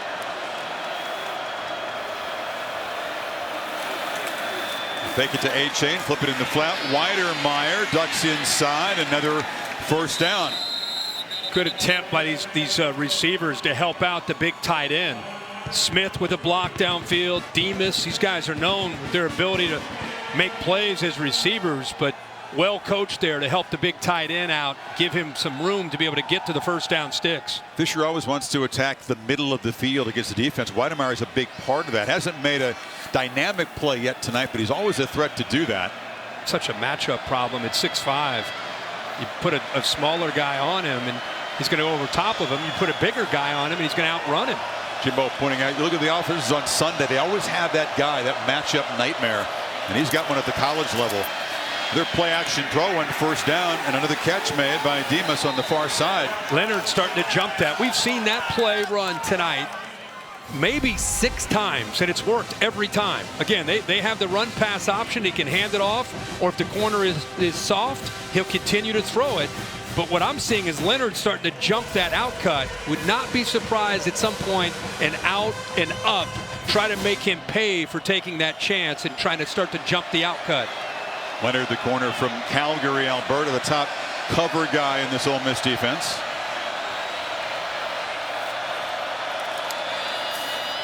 A-Chain has a hole and accelerates, weaves his way, and finally the touchdown drive for the Aggie offense is over. They reach the end zone. Preston threw a block downfield. Here comes A&M. Here they come. All because of the way they were able to control things up front. I'm going to point again to the big center, 61, Bryce Foster. Look at the job of sustaining blocks and opening this up for A-Chain. 64, Robinson also, but give the offensive line and the line of scrimmage an assist on that entire drive. That was well done and opened up that running game. Go back to the plays that A&M defense was able to make at the goal line late in that first half to keep their team in it. Kiffin said it should have been 30-0. It wasn't. All of a sudden, it's 15-10.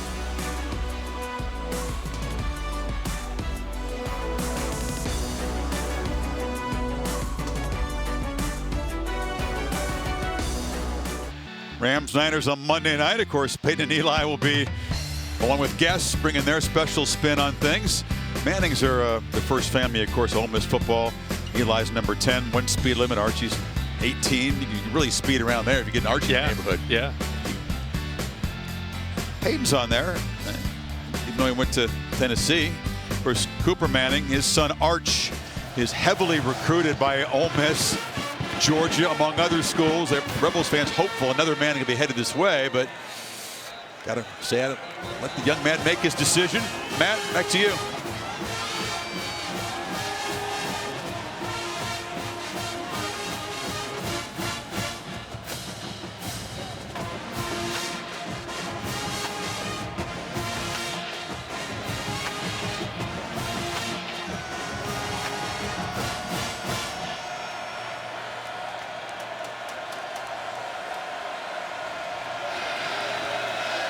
Sooners knocked up by Baylor and Waco.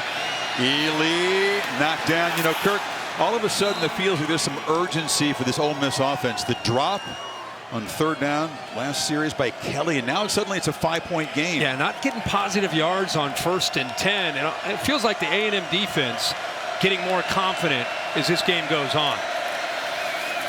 Morale pulls it, now flips it down. Ely's got some space and bolts forward, just running straight up the field near the marker. Knocked out of bounds by Edgerrin Cooper. It is a first down. And the tight end that time, Casey Kelly, cleared out the linebacker, and it opened up a huge vacancy there on the left side of that defense.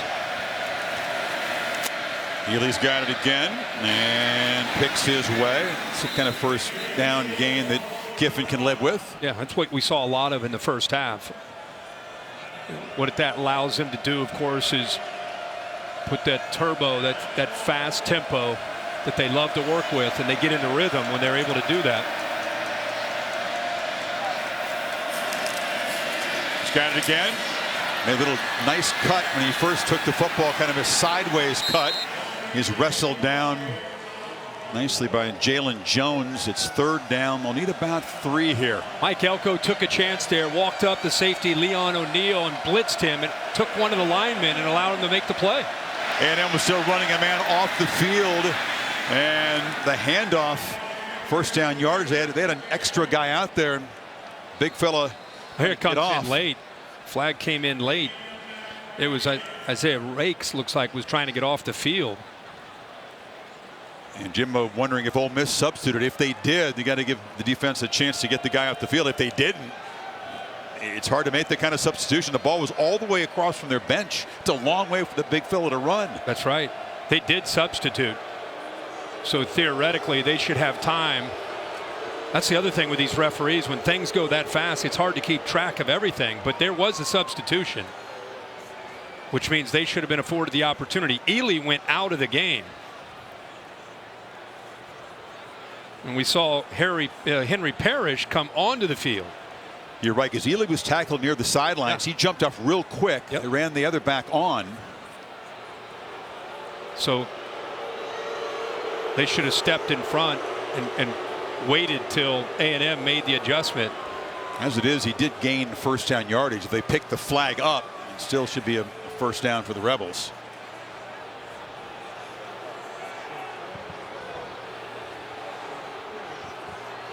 If I could add on here, this is a good conference. There is no foul for a legal substitution on the defense. The result of the play is a first down for Ole Miss. It's a good flag pickup. They got together, they straightened it out. Yeah. And this is the second down. Yeah, Ely will get up real quick and jump off, and Parrish goes trotting out right there. Yeah, so anytime that happens, of course, you should step in front. You can see A&M's trying to make their own substitutions with Jackson trying to get into the game. And now my thing would be they let the play stand, but A&M was waiting. I don't blame Jimbo for being upset. Almost should be like a dead play, do-over play, because A&M, by theory, should have time to get lined up and to get their cleats in the ground and get ready, and they weren't. That's what he's making that exact point. Yeah. I don't blame him. Yeah, he disagrees. If you can read his lips, you can strongly disagree. And it's not reviewable. I'm just wondering if could they waive the play off and replay the play, because that was a big advantage for Ole Miss. They did pick the flag up, but no opportunity to do the play again. So it is a first down. Parrish is still the bat. Corral takes off, makes a cut. Hasn't done that much tonight. Very few design runs. Really hasn't hurt the Aggies scrambling yet. No, but he looks so much healthier than he has these last 4 weeks. And to Marvin Leal continuing to get a push 8. What a future he has. Look at him. Look at him. He just came in now. There's a flag at the tackle there. Oh, he got a hold of the face mask. Tremendous quickness. Yeah. Wow. I mean, for his size, he's 290 pounds. He can play inside or outside. He plays outside. I think he may have got a hold of the face mask as he's trying to get outside. Look at the strength he has. Right hand, right hand got up, got a hold of that face mask. Foul, face mask on the defense, number 8. 15-yard penalty will be added to the end of the run. You called it the 15-yard variety. It wasn't a very violent yank of it, just momentary grab of it. But that's going to move the ball inside the A&M 40. But they're still marching down to the 35. For people that have just tuned over to this game, it's 15-10. But what you're not seeing is this A&M defense. They're about to be on the field for their 70th snap with 4:25 to go in the third quarter. There's a chance they're going to be out there for over 100 plays. They're thankful the pace has slowed down. It has. 38 in the first quarter. But I mean, think of the wear and tear and how much, especially the big 300-pound defensive linemen. They're holding up to this point very well. And Ole Miss has not been a great fourth quarter team. Beg your pardon, there's only 29 snaps in the first quarter. That's a good point. They have not been. Corral The flat, Ely. They had him penned in. They kept the edge. He cuts it back and gains about a half yard. Ely is such a great athlete. Plays baseball.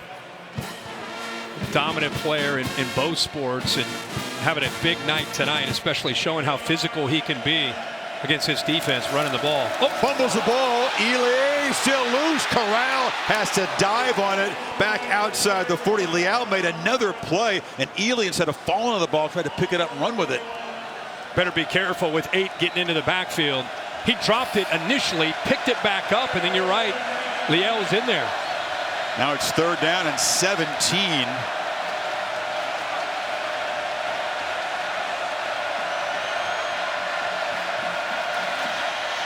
And Ely slammed down. That time it was Edgerrin Cooper coming in. And that Aggie defense on their heels when Ole Miss was at the 34-yard line just pushed him back. Future superstar at the linebacker position for the Aggies defense. Just a matter of time until he takes over. 45. He's been playing, reps. He gets in there behind White and Hansford. Shows so much flash. When you watch A&M's defense, you see 45 making a lot of plays. Only a freshman. That time he just got around the lineman and made a play in the backfield. How many linebackers or gunners on the punt coverage team? He's got that kind of explosiveness. Yep. Brown with the punt. Fair caught at the 10-yard line. All-State bus here in Oxford. It's the All-State celebration moment today. A lot of big wins. Baylor had a big one in Waco, but I got to go to Jim Harbaugh, one of his biggest wins, if not the biggest win that he's had since he's been the head coach in Ann Arbor. Tough ask to go to State College, take on a Penn State team that is very good. This played late in the game. You see 3:30 to go, all the way to the end zone. Defense came up with 7 sacks today. So congratulations to Michigan and to Jim Harbaugh with an impressive win late in the year. Takes a lot of grief for losing big games. Today, he won a big game, he and his team. They look great on the road. Chances against the Buckeyes in Ann Arbor end of the year? Yeah. Oh, yeah. I'm asking you. Home game. Yeah, I think so. Yeah, they're playing well. Aggies with 129 yards here in this 3rd quarter. And Spiller rips off about 8.5 on 1st down. We did not see this in the first half at all. We were marveling at what is DJ Durkin? What has he done to his defense? They're 107th against the run coming in, and yet they're playing lights out in the first half. This is kind of what you thought you'd see. More of Spiller, more of some lanes to run, and more of play action to get things going, to get that, find that rhythm, which they, second half, they finally have found. 2 tight ends in on 2nd and short. Thought they might take a shot downfield instead. No gain off the left side. It'll be 3rd and short. If you're going to give a game ball to anybody tonight other than somebody on that Ole Miss offense, it's Sam Williams, 7. He's had a huge night as a defensive end, known again as a pass rusher. I've been as impressed with his ability to hold up against the run against this offensive line as he is rushing the quarterback. This crowd's kind of been asleep for a while, trying to make some noise here on 3rd and 1. Spiller hesitated and dove late near the marker. Chance Campbell kind of came in low. The spot is going to be crucial here.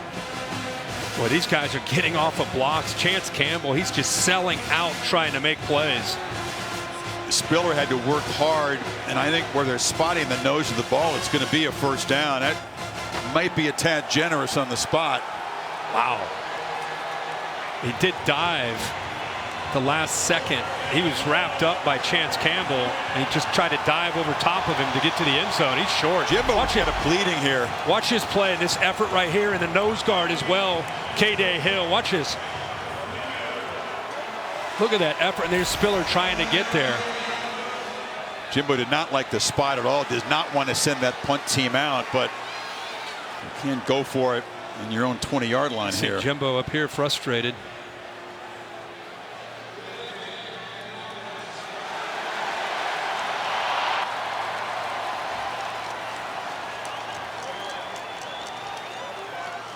Tell you what, they don't bring the chains out very often anymore. That spot was really close to the yellow line. You could see there.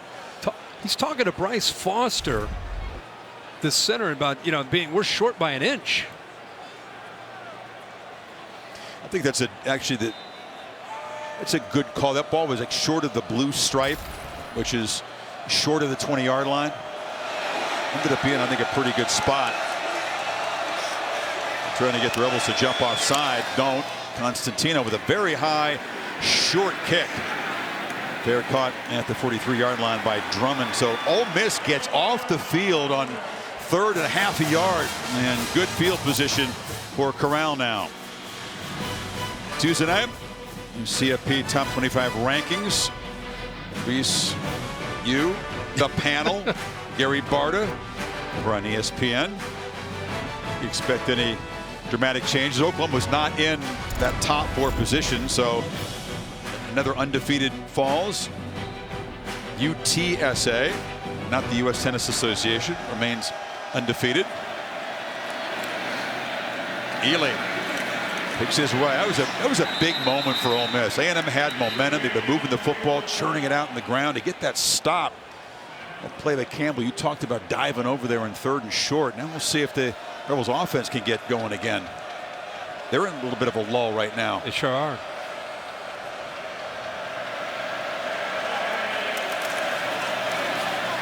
And they flip it in the flat. Plumlee has a nice block on the edge, and he's got a first down into A&M territory. Yeah, he got lost by the coverage of Texas A&M. He was lined up on the right side as an H-back and came on after the snap of the ball and the play action. He just kind of slid into the left flat. Nobody picked him up.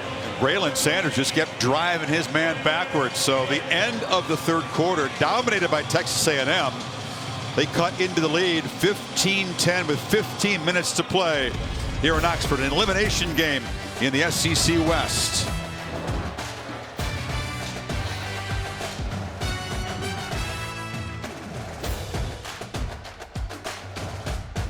Of the SEC on ESPN, set for the final quarter. Miss built a 15-0 lead. Aggies scored 10 points in the 3rd quarter. Rebels on the march here. Corps Cadets and the band over there, and the Aggies kind of swaying back and forth, kind of a micro version of Kyle Field on the road here. They still believe, right? Have to. Corral lofts downfield, looking for Braylon Sanders, who came back. Underthrown Chappelle. The freshman corner's really held up well tonight. He sure has. He's a really talented wide receiver against a true freshman corner. Turns his eyes, tries to feel when this ball might be getting to the receiver. Just unable to get his hands underneath that ball and come up with the catch.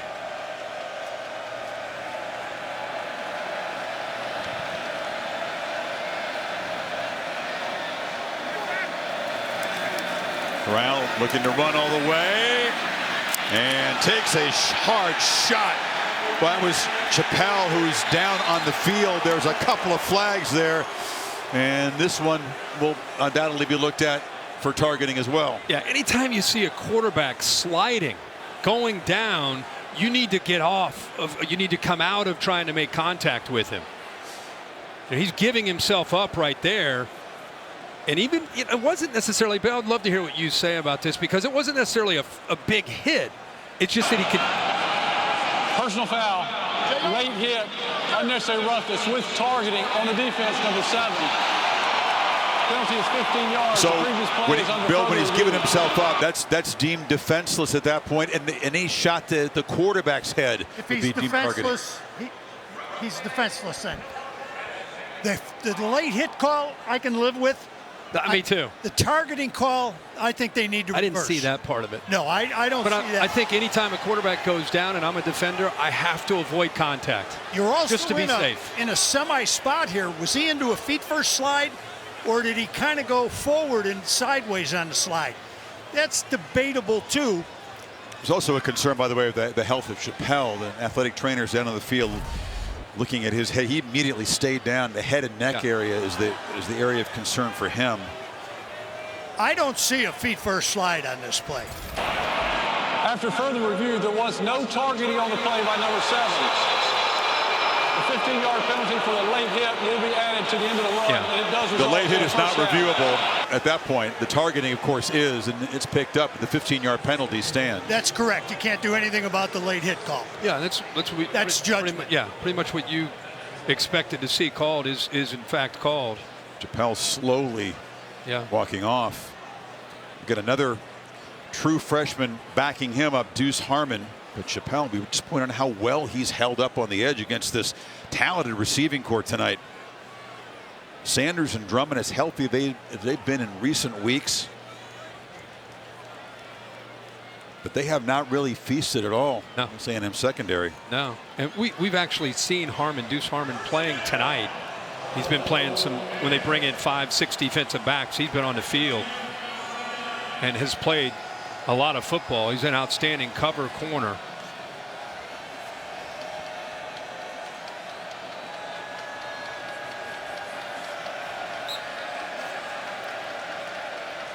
Ball inside the 30-yard line now. Rebels eager to stop this run of A&M. Get the offense going again. Been in scoring position throughout the first half. I think it was only found the end zone once. Trips into the boundary here. A little bit of a different formation. They motion out. It's Pearson going in motion now to the far side. And Corral feels immediate pressure. And this is a scramble. And this is what drives defenses and coordinators crazy. White able to grab him. Well, that's it. I mean, this offense is tough enough to defend, but you throw that aspect in. And he had an open receiver that time. He just didn't see Sanders. Ely tries to drive the legs, picks up a yard. Again, not 100% Corral. When he was 100%, just shredded Tennessee and every other defense he faced with those kinds of scrambles. 3rd and 3. And Corral pitches incomplete. That's another drop. Had a couple crucial drops after halftime. That was Sanders that time. And it's 4th down. And they go with that condensed formation to try to get a matchup to eventually work back outside. Remember, they're not quite to the red zone, just outside of it, but another drive that ends without a touchdown. It's going to frustrate Lane Kiffin. They're 1 of 4 in the red zone on touchdowns, and now they're just outside of it. We're going to have to try to settle for another field goal. Hayden Costa from 40. I think normally he'd go for it here on 4th and 3, but his team has had such little success on 3rd and 4th and short tonight. Trying to go 3 for 3 on the night. It's a fake. And picking up and running and fighting and being stopped short of the first down. Let's see where they spot it. O'Neal grabbed him. It's close, but I think the Aggies think they got him. Not fooled. Mack Brown is the holder as well as the punter here. Didn't feel it. He typically wouldn't go for a field goal in that situation. Right. They lined up, but the Aggies were not fooled. Well, Lane Kiffin's on the other side. You're talking about a team that goes for it on 4th down more than anybody.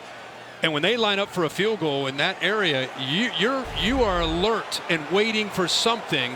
And that's what A&M's defense was doing. He almost picks it up. I mean, I thought he was going to keep running straight, and he picks up the 1st down. And he didn't. He started to run sideways to get away from the tackle. If he lowers his shoulder here, not that he has a lot of experience. He's a punter after all. Yeah. But I'm saying right there, I thought he's at maybe a half a yard or less from the 1st down marker. He was trying to break free. You're right. Had he just thought north and Kept south. going straight. Yeah, he had it. He's 6'4", tall body. Jimbo's frustrated with the spot. Bringing the sticks out for this one all the way across. Pretty important measurement. The Aggies are going to get the ball back. If he's short, and he is. So the fake field goal doesn't fool A&M, and they'll get the football back at their 20.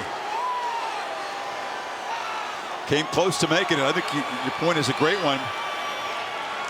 Brown, if he just thought a little bit more where that marker is. Cannot say enough about DeMarvin Leal and the entire A&M defense. They have kept him in this game. The ruling on the field was the runner was short of the 1st down.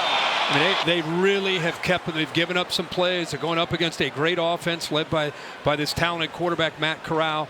But when it's been the red zone or it's been a critical moment on a drive, they've come up with plays. Absolutely.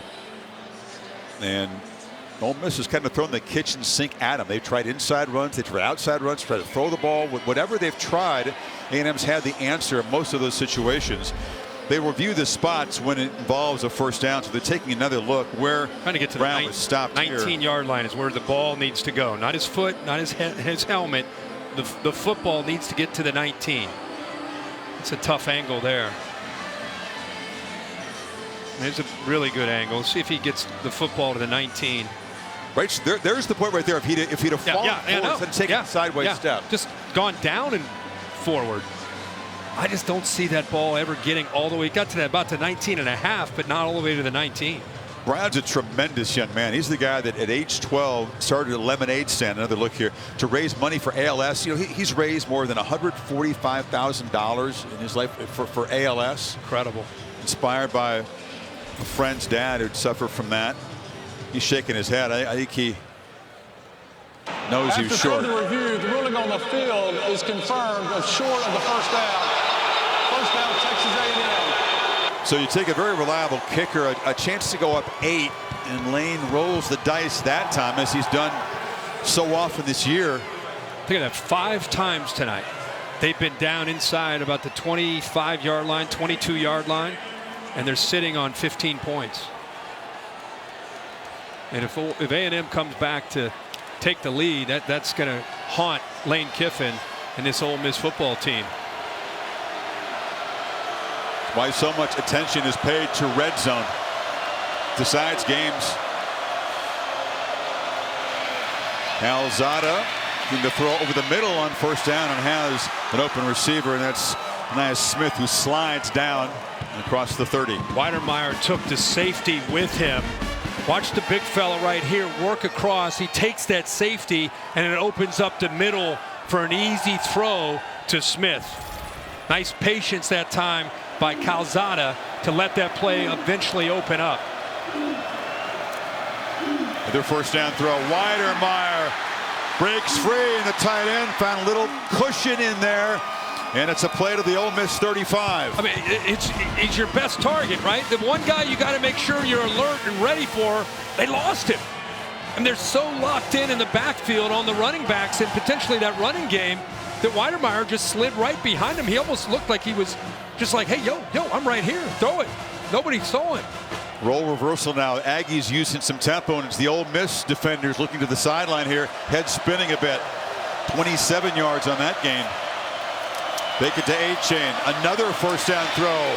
Calzada lost it for the end zone. Juggled and unable to hold on was Demas. What a throw. Outside shoulder away from the defender. One-on-one. Take a shot downfield on early downs. Why not? Look at the throw there. Couldn't have, that's good coverage. He's in phase, but the ball is thrown away outside shoulder to Demas, and Calzada said, oh my gosh, we had it. Battle trying to get that right arm in there and knock the ball loose. Perhaps a touchdown saving play. Great throw. Very catchable. A-Chain on 2nd and 10. Fights forward for about 4. This offensive line, whatever direction they heard from Jimbo Fisher, whatever the messaging was, however it was delivered. However it was delivered.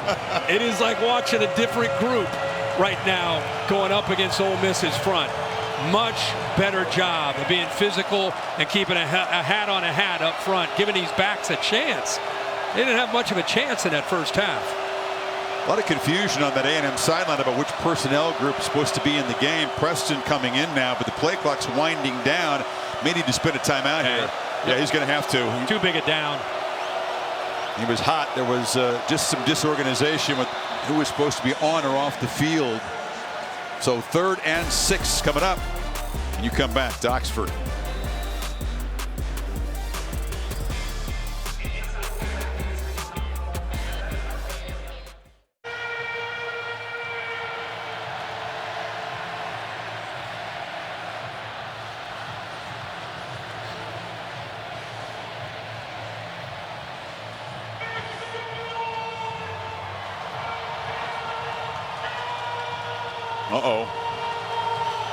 There's some trouble in Austin. Big play here, 3rd and 6. It's been a nightmare, really. You can see the turnaround for A&M and the yards in the second half. But on 3rd down, he's 2 for 9 tonight. 3 for 13 a week ago against Auburn. See what Jimbo's got cooked up here, Kirk. Well, you know you want to try to find the big tight end who's in motion there. He goes to the right of the formation. It's A-Chain running that direction. A quick burst of speed, a first down, and a lot more. Still running hard, still down to the 10-yard line. First and goal. Nice job by the right side of that offensive line. Father Ree, watch the offensive line here open this up. What a call by Jimbo Fisher. You're thinking they're going to throw to the tight end. Instead, look at the hole on the right side. Opened up, right guard Leighton Robinson. Shows you the trust and the confidence that he has in that offensive line, especially you go back and think about the way things went in the first half. Slow start for Achane, closing in at 100 yards now. Got 21 that time. He's got the football again, and he's going to be wrapped up by Chance Campbell in the backfield. Campbell's been in that backfield, and especially in the first half, we saw him working his way through those offensive linemen. The other guy we saw was Jake Springer, the Navy transfer who has been out of the game for much of what we've seen A&M get things going. He was all over the field, but he's been taken out of the game with a targeting call. Last time down here, Achane ran it in, but red zone has not been automatic for this Aggies offense this year. They've kicked a lot of red zone field goals, 12 of them. Coming in, they're 118th in the country in red zone as far as touchdown percentage. Yeah, under 50. Got to hurry here. Snap it at 1. Calzada. Happy feet in the pocket. Delivers. It's bobbled. Fired the ball hard in there, and Chapman couldn't come up with it. Third down now. Leonard batted it out of his hand. He was looking the entire way at the big man working to the outside. Watch how they bracket him. They have 2 defenders on him. See his eyes, he's looking that way, but he had to come off, come all the way backside to Chapman. Good defense that time. The progressive pylon cam showing you that he's unable to hold on to that ball, but good defense to take away Weidermeyer, his primary target. That's dangerous, that ball getting knocked up in the air. Potential pick. Third and goal. Again, play clock winding down. They got to hurry here. 3, 2, 1. Did he get it off? Calzada backpedaling, fires to the end zone, and no chance to make a play. And a flag comes in that they hit the quarterback later. Some kind of a personal foul at the end of the play. Flag came out very late. It came out late, and the reaction from Ole Miss is it would be a hold. Was Sam Williams grabbed late? After the play was over, personal foul, number 58 on the offense. That's Jameer Johnson, the left tackle. He was involved with Williams over there.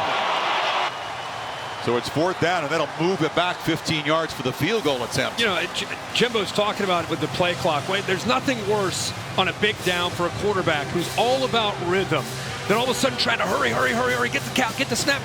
Now all of a sudden you got to be cool, and you got to be calm, and you got to try to make a throw in the corner. That's a tough thing to do, and that's why Jimbo's talking to his young quarterback about get the ball, get it snapped. Big field goal here. They try to cut the lead to 2. Small, 1 for 1, and knocks this one just inside the right upright. So A&M makes 13 points in a row, 10-19 to play.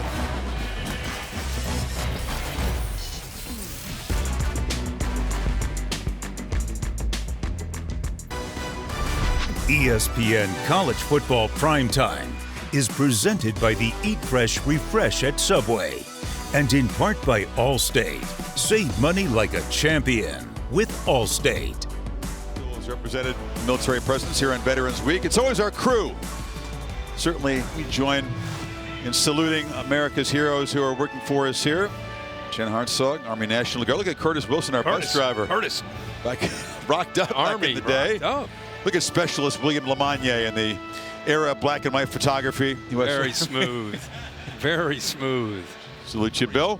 Appreciate everybody and their service. It's unbelievable. So much to be grateful for. Indeed. Ole Miss coaching staff wearing jackets to salute the military tonight. Let's check in with Matt Berry one more time in the studio.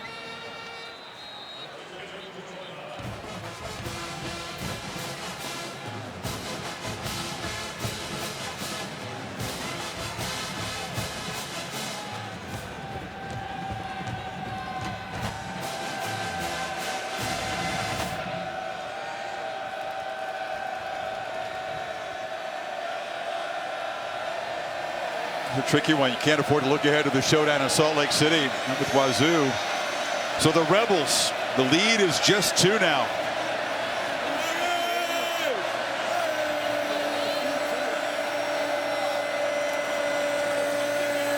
Corral checks it down, and the catch is made by Pearson. They are waiting for him. Big hit delivered by Antonio Johnson, the nickelback. Well, you know, we just talked about how A&M's offense has kind of been one offense where they struggled in the first half and they caught fire in the second half. For Ole Miss, look at that. Look at 59 plays, 408 yards in the first half. Been a different story in the second half. Behind the 6 here on 2nd down.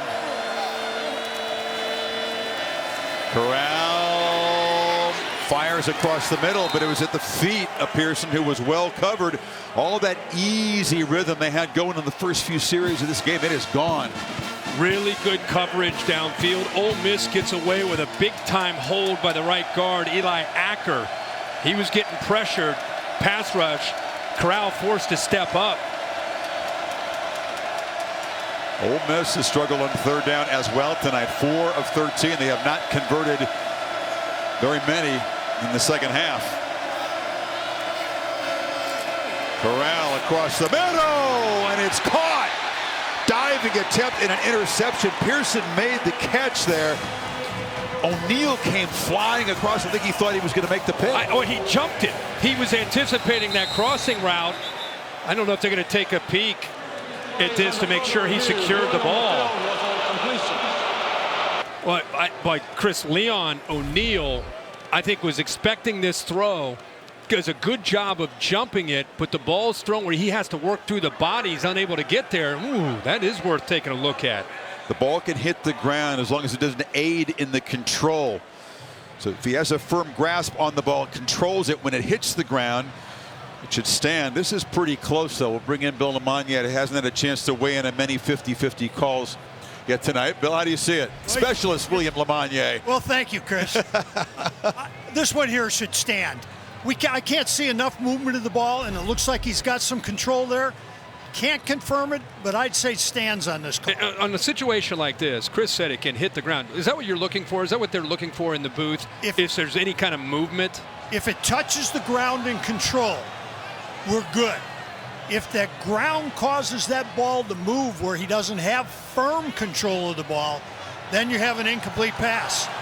I don't see movement there that I say he lost control of the ball. Okay.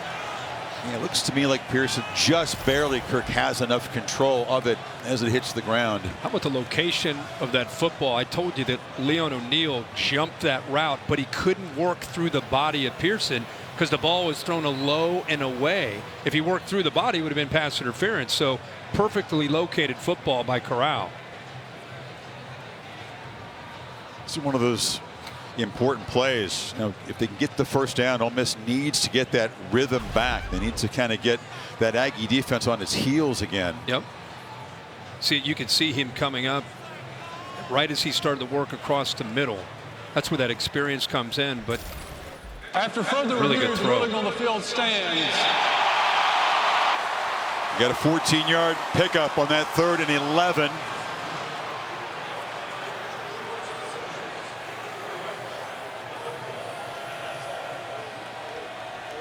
And making do without Corral using his legs much tonight, Kirk.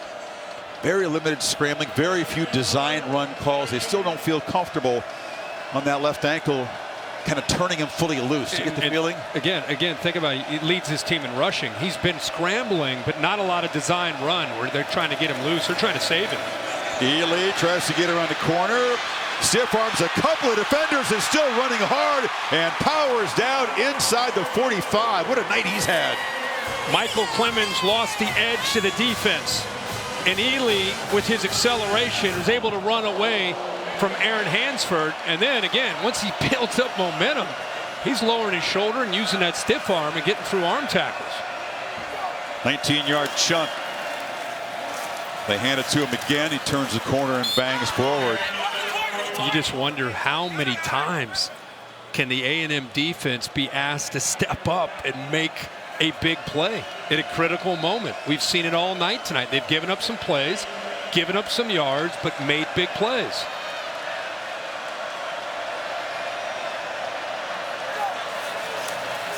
2nd and 8. And they hand it to Ely again, and he's going to get a short gain. It'll be 3rd down and long. Edgerrin Cooper here wrapped them up. And zone read. A&M's not even really worried about Corral keeping it. I mean, they're locked in right now, and they should be on 9. Ely, because of that ankle, not as concerned about Corral, who again leads his team in rushing, and normally if healthy you would obviously be concerned about him. Parrish spells Ely now. 3rd and 6, 3 receivers bunch left. And now coming in motion and back is Drummond, and they get the ball to Drummond, but he's going to be wrapped up and dropped for a loss. Antonio Johnson studied tape, sniffed that one out, and exploded into the backfield. Yeah, these defensive backs out on the perimeter, when they start to see a couple stock blocks, they immediately fire to try to get by him, and that's what they did. The tight end Casey Kelly trying to block Antonio Johnson, 6'3", 200 pounds, young player that becomes more and more dynamic as the weeks go by. That time was ready for that and made the play in space. So Kiffin, you could see almost like a stricken look in his face. They got the 14-yard completion on 3rd and 11. They got the big run by Ely, but then the drive stalling. Again, that A&M defense, right? Making plays. Nias Smith is the returner. He'll come up and wave for a fair catch at the 11-yard line. They've been climbing back in this game. At 7:08 to go. Aggies get the football back. Down by 2.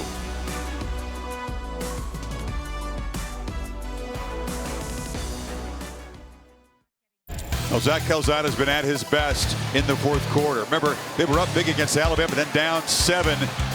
This touchdown pass to Smith. This is after he'd been out of the 10. Remember, he'd been knocked around, comes back in, finds Spiller. I think this is the night we really learned what this young man is capable of doing and the toughness he played with. That's a serious scramble on the eventual game-winning field goal drive. Remember, that was an offense and a team that had been struggling 0-2 in the SEC until he comes up with that escape. Think about that. Arkansas, Mississippi State, and then Alabama. And it's been a different team the last 4 weeks from that game. Down 15. Now a chance to take the lead here. Ball batted in the air. Coming in to make the play there was Sistrunk. Was thinking about a pick.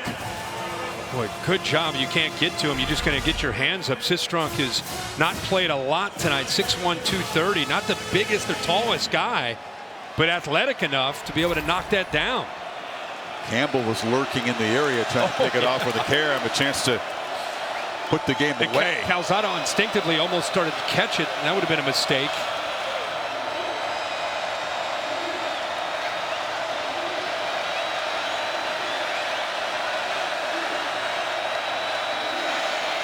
Second and 10 against the 3-man rush. Calzada moving those feet around and delivers a throw, and it's carried and picked off the hands of the receiver, and picked off by Sistrunk, who makes back-to-back monstrous plays for the Rebels defense. A backup linebacker has come up huge in the 4th quarter. His feet never got set on that throw, did it? You just never know, right? Who might make the play? Chris, you said a backup linebacker. We've seen a lot of Mark Robinson, Chance Campbell, Otis Reese, Sistrunk here.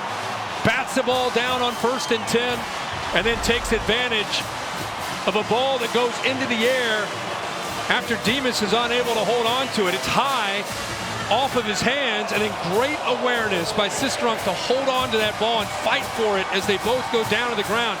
You can see he's looking to the middle of the field at the last second.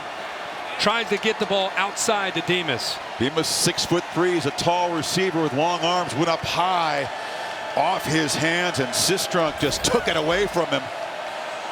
Red zone has not been good for Corral in Ole Miss. 1 of 4 in this area on touchdowns.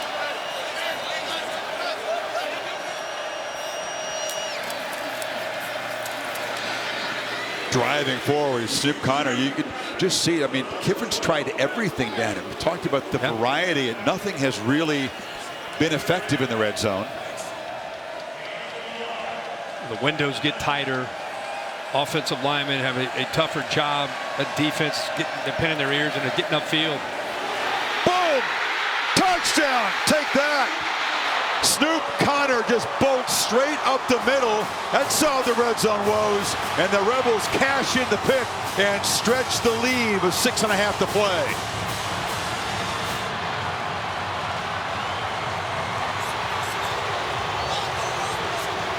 The 11th rushing touchdown for the most physical of these tailbacks at Ole Miss. Cooper has been making a lot of plays, right? These linebackers have been making a lot of plays, but here with the motion, they're out of position, stepping up in tight, no one in the middle there to be able to make the play, no one left. Costa for the PAT, and Ole Miss scores a touchdown for the first time since the first quarter, and the lead is back to 9. Snoop Connor, fresh legs, and you can see the frustration. Calzada and his receiver Dimas. Sistrunk takes it away. Connor finds the end zone.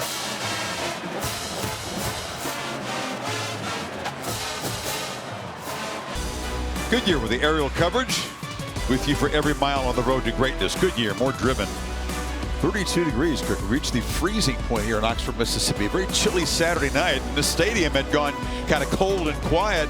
Aggies had roared back until Sistrunk rips the ball away for an interception. Barreling in is Snoop Connor for a touchdown. Now the lead is 9, 6.5 to go, and all of a sudden A&M offense will have to play with some urgency. That penalty moved the ball to the 35. Bill, let's go back and look at this interception. You had some interesting thoughts on this. Yeah, if the ruling on the field would have been a simultaneous catch, the ball would belong to the offense. But on this play here, it looks like Ole Miss player looks like they have control of it first, and number 1 from Texas A&M's trying to rip it away. Yeah. So I totally support the call. And then they all of a sudden they couldn't run the football in the red zone. What's going on? What's wrong with this offense? And like you said, blink of an eye, safeties, linebackers out of position, and the big fella takes it into the end zone for a touchdown. Snoop Connor. You know, sudden change defense has been a real strength for the Aggies. Those are the first points given up this year off of one of their own turnovers.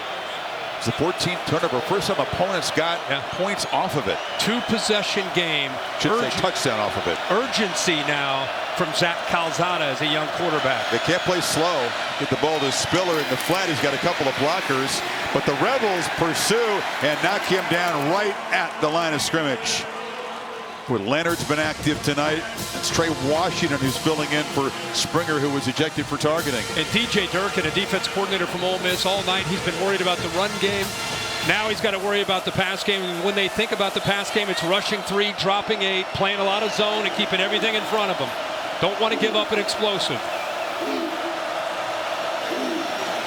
Calzada. There's a whistle and a flag down. Not an offense that's produced a ton of explosive plays or a ton of lightning quick drives, that's for sure. Cougars and the Ducks coming up next on ESPN. Like Weidermeyer may have been guilty of jumping there. Number 85 on the offense. Quick cut check in with Matt Berry.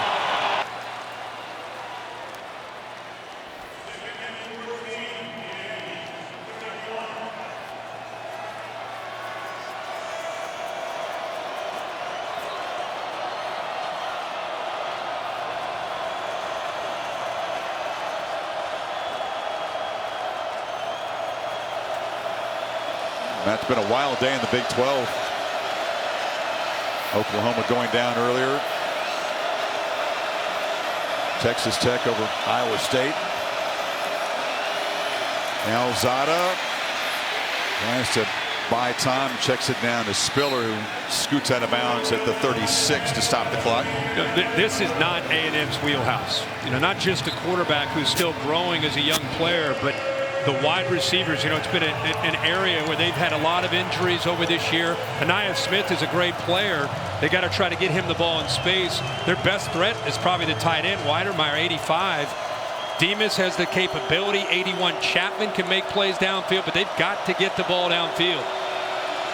Down 9 inside of 5 minutes by the time they run this play. They have 2 plays to get the 10 yards, you'd think. Here comes pressure. Calzada steps up and delivers a throw. It's picked off.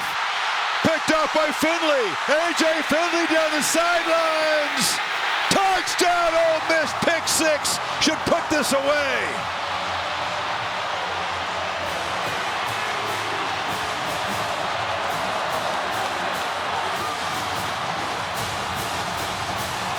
What a defensive performance. This stadium has come unhinged with that play by Finley. Picks on back-to-back possessions, Kirk, when A&M was only down 2 and had all the momentum. How fitting for DJ Durkin's bunch with the way they played most of the evening. This is a late throw behind the receiver that allows Finley to step in front of it. This is part of growing up for a young quarterback playing on the road in the SEC.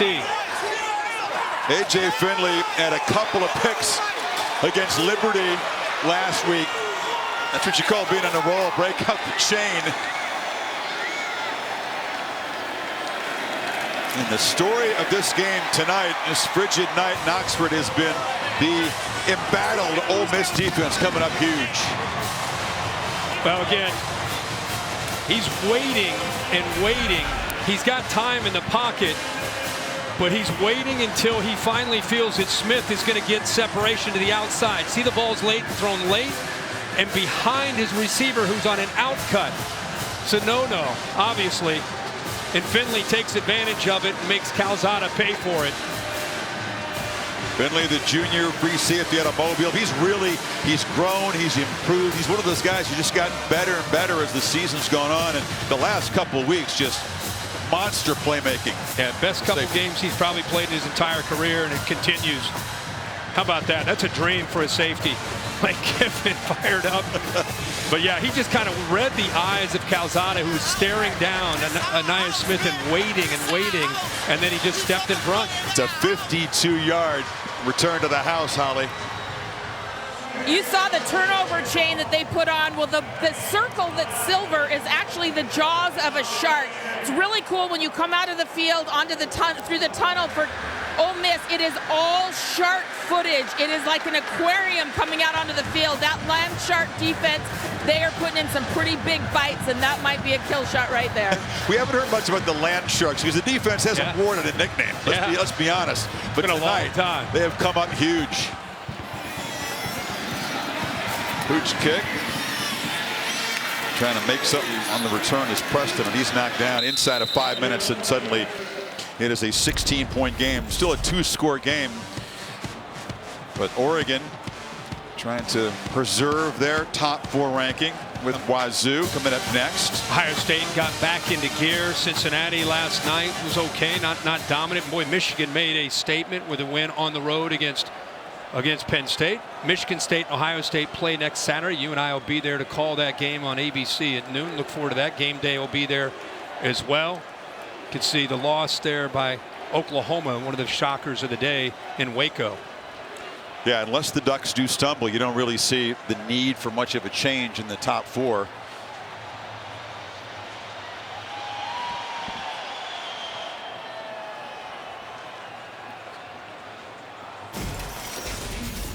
Let's look at the Ole Miss key plays. This was the pick moments ago. Sistrunk just ripping the ball into Demas's arms, and then Snoop working his way into the end zone.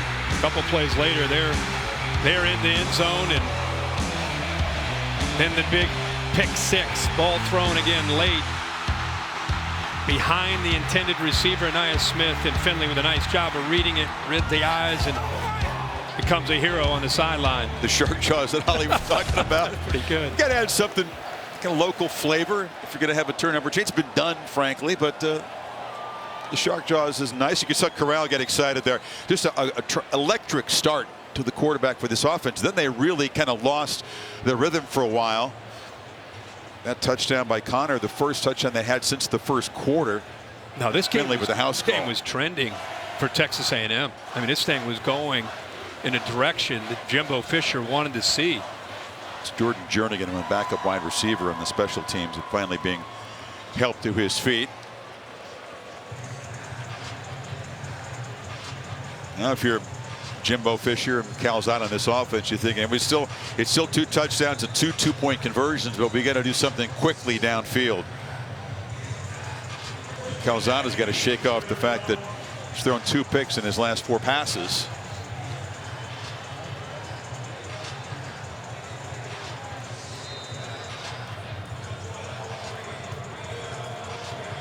A loss for the Aggies. pretty much takes them out of contention. Again, they were very much in it. Just needed an Alabama loss if they had been able to win this one and then win at LSU. Desperation time. Rebels rushing 3. Calzada against 8 in coverage, delivers a nice dart, strong arm throw across the middle to Anias Smith, who's quickly into Rebels territory. Gives you an idea of his arm strength. I mean, he threw that on a line at about 30 yards from where he was in that pocket. He's got arm velocity, middle 50s, Kirk, with the speed of the football. That is elite. Tight spiral too. Again, look at him dropping 8 in coverage, 3 deep, 5 under. And runs parallel to the line of scrimmage, delivers down to the 20-yard line to Smith again, and Texas A&M still a flicker of hope here, threatening quickly. Did a good job with his eyes downfield. Receivers working as he scrambles, just trying to find an open spot in that zone with those 8 defenders in coverage. At 49 yards combined in those last 2 plays.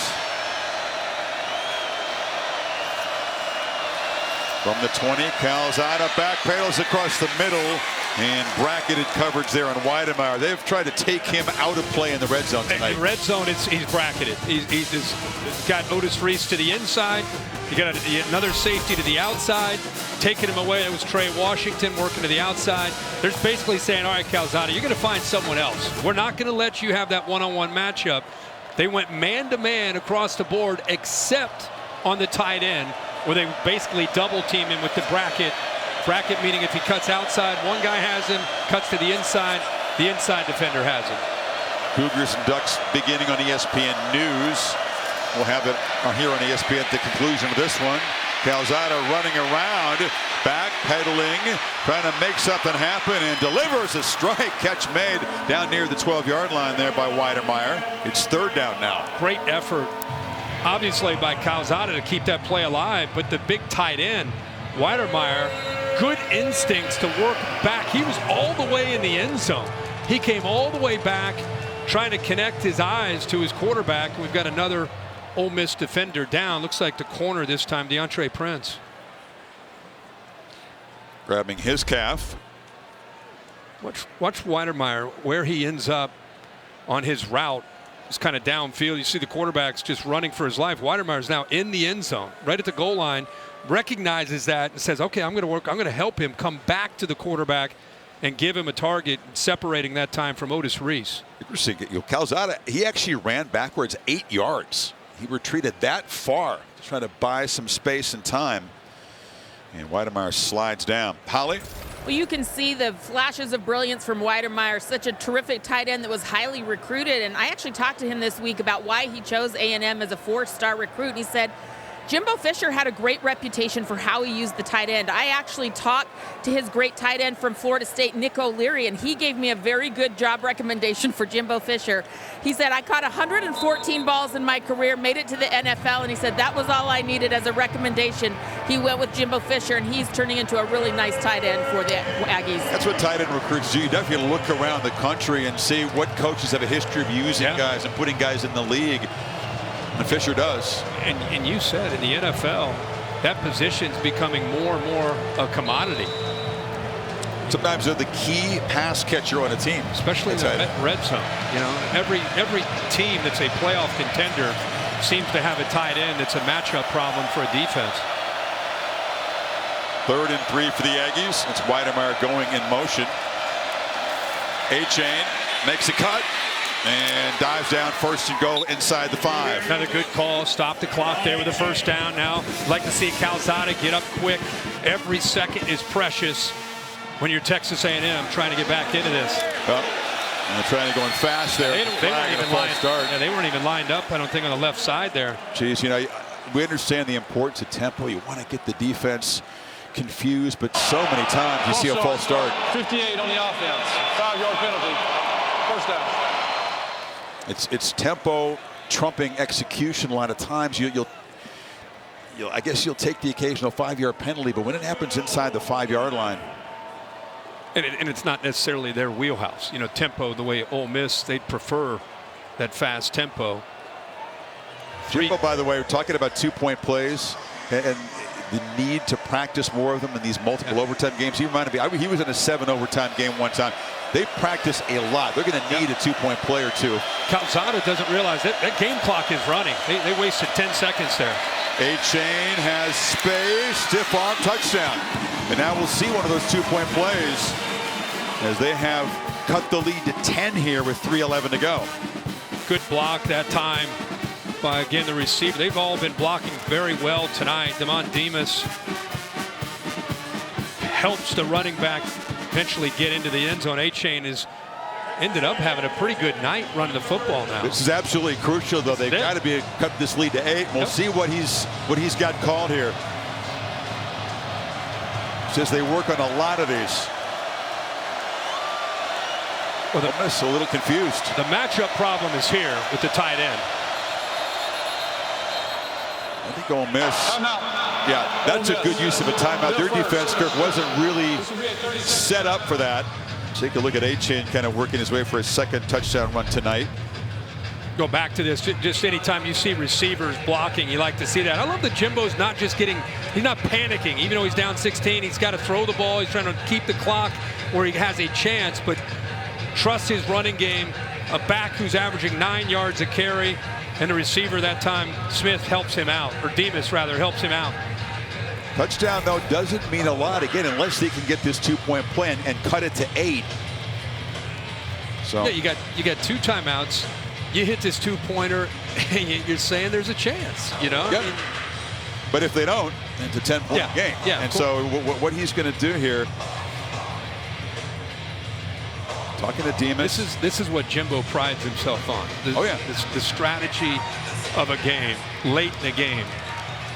That's why I was laughing. He assured me that he's got as many 2-point plays as anybody on the planet ready for this situation. So a lot of them to sort through. They've repped a lot of these, he says. And sometimes you go away from the obvious. The Weidermeyer, use him as a decoy, maybe go another route. Only the third one they've tried this year. They're 1 for 2. Smith has caught one. Crucial to cut it to 8. A-Chain in motion. Calzada straight back across the middle, batted in the air, and no good. Mark Robinson got a hand on it. Another big play for this Rebels defense, and the lead still 10. Well, I thought they might use him as a decoy, but instead they did go to Weidermeyer. That's who he was looking to get matched up, and he was one-on-one. Trying to get separation from Finley, but the ball batted at the line of scrimmage. See the corner, Leonard trying to come over to help him. He was staring him down the whole time, and a really good job of elevating and knocking that ball down. Mark Robinson, just one of the unsung guys on this defense. The 3 linebackers are the 3 top tacklers on the team. Robinson second only to Chance Campbell. You said he had single coverage, but they certainly had plenty of eyes in the area that Weidermeyer was. Yeah, he had one coverage with Finley, and then as the ball was thrown, Leonard came over from the other side, but Mark Robinson making it null and void. So at a 10-point game, you're thinking onside kick right here. Let's check in quickly with Matt Berry.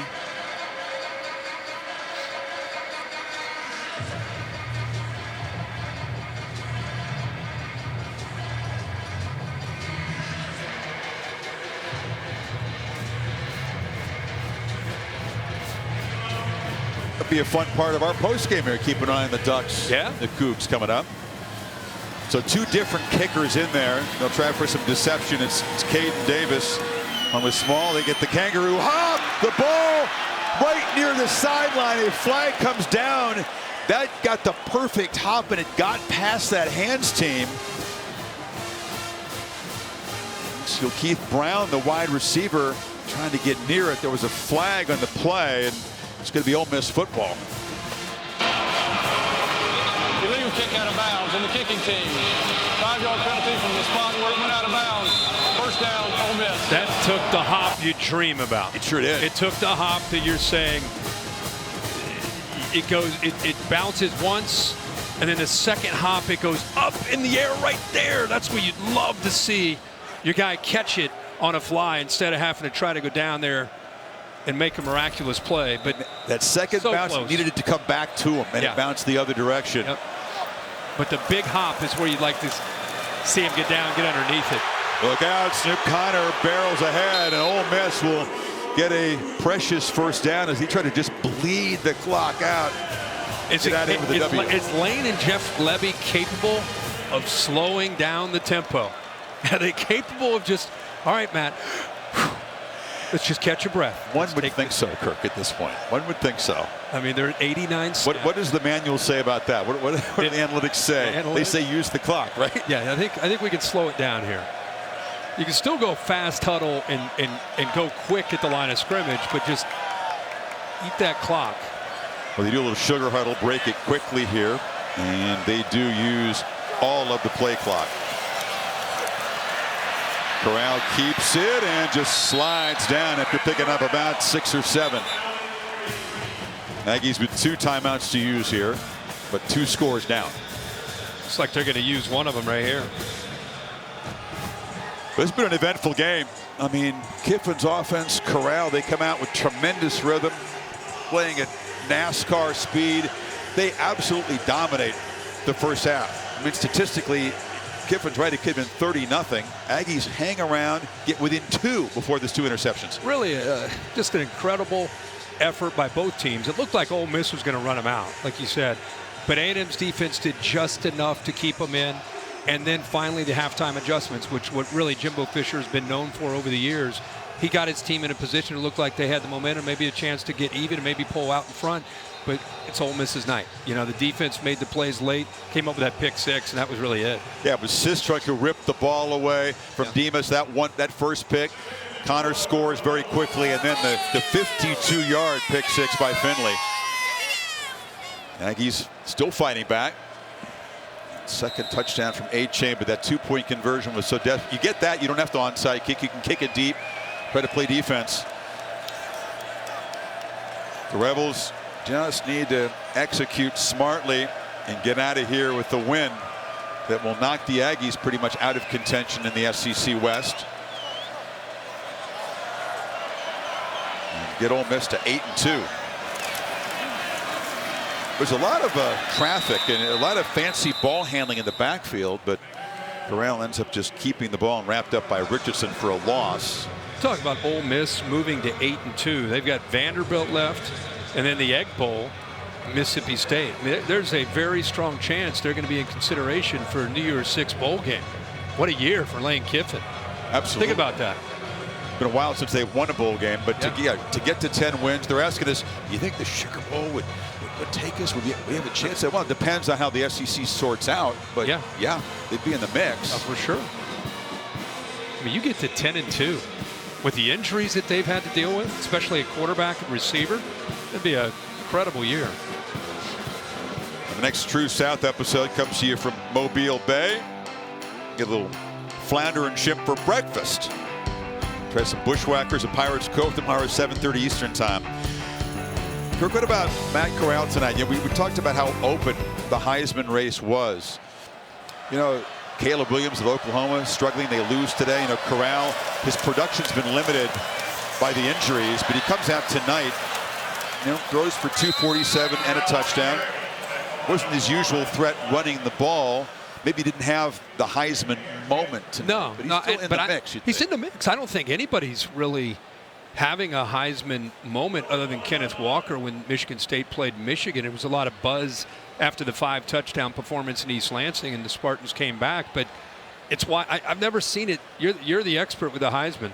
I've never seen it so wide open with 3 weeks to play. I think any of these 4 guys you talked about, these guys. Anybody gets hot, right? Right, exactly. You could make a stretch run.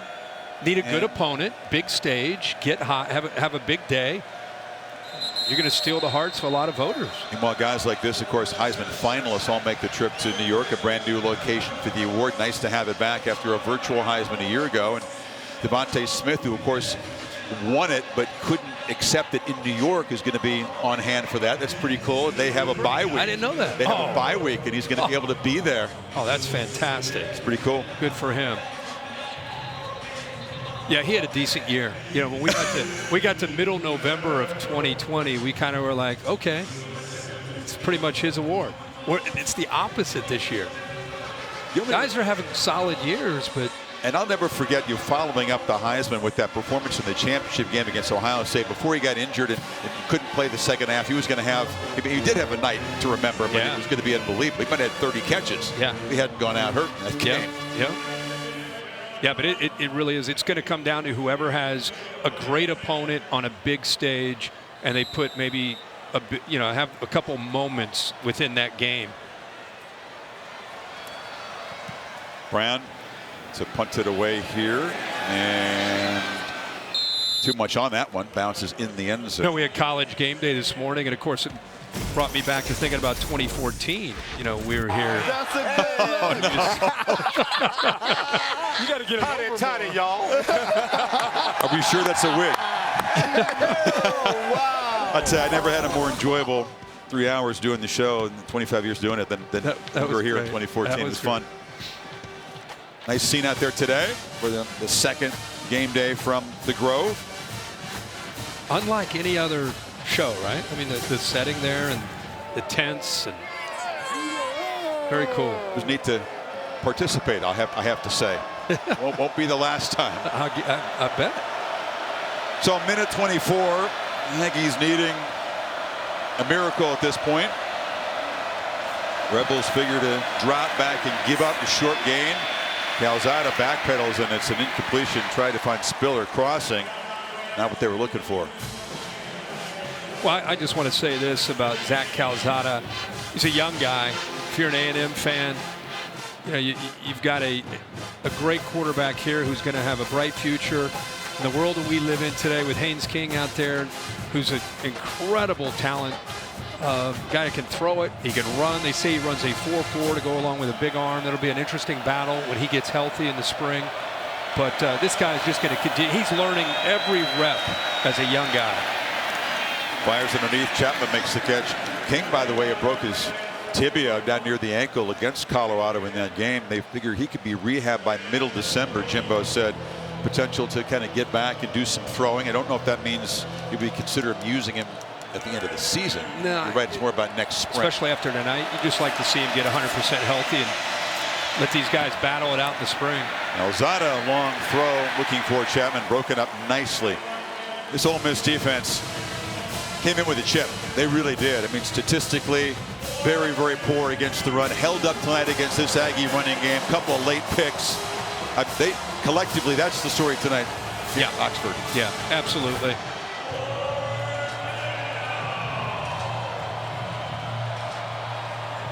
Fourth and 2 here.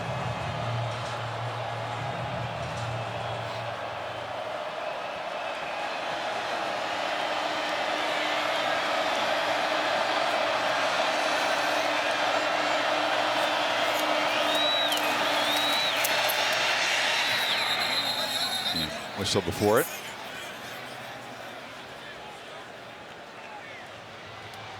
Timeout taken by Ole Miss.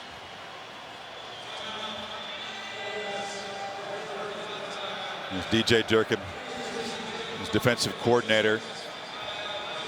Not easy to be a defensive coordinator or a defensive player with this kind of offensive system. I mean, Ole Miss, plays so fast. So, as a defense, you're going to be on the field a lot more than most defenses. It's kind of tough to practice against an offense like the Aggies when you see that in practice every day.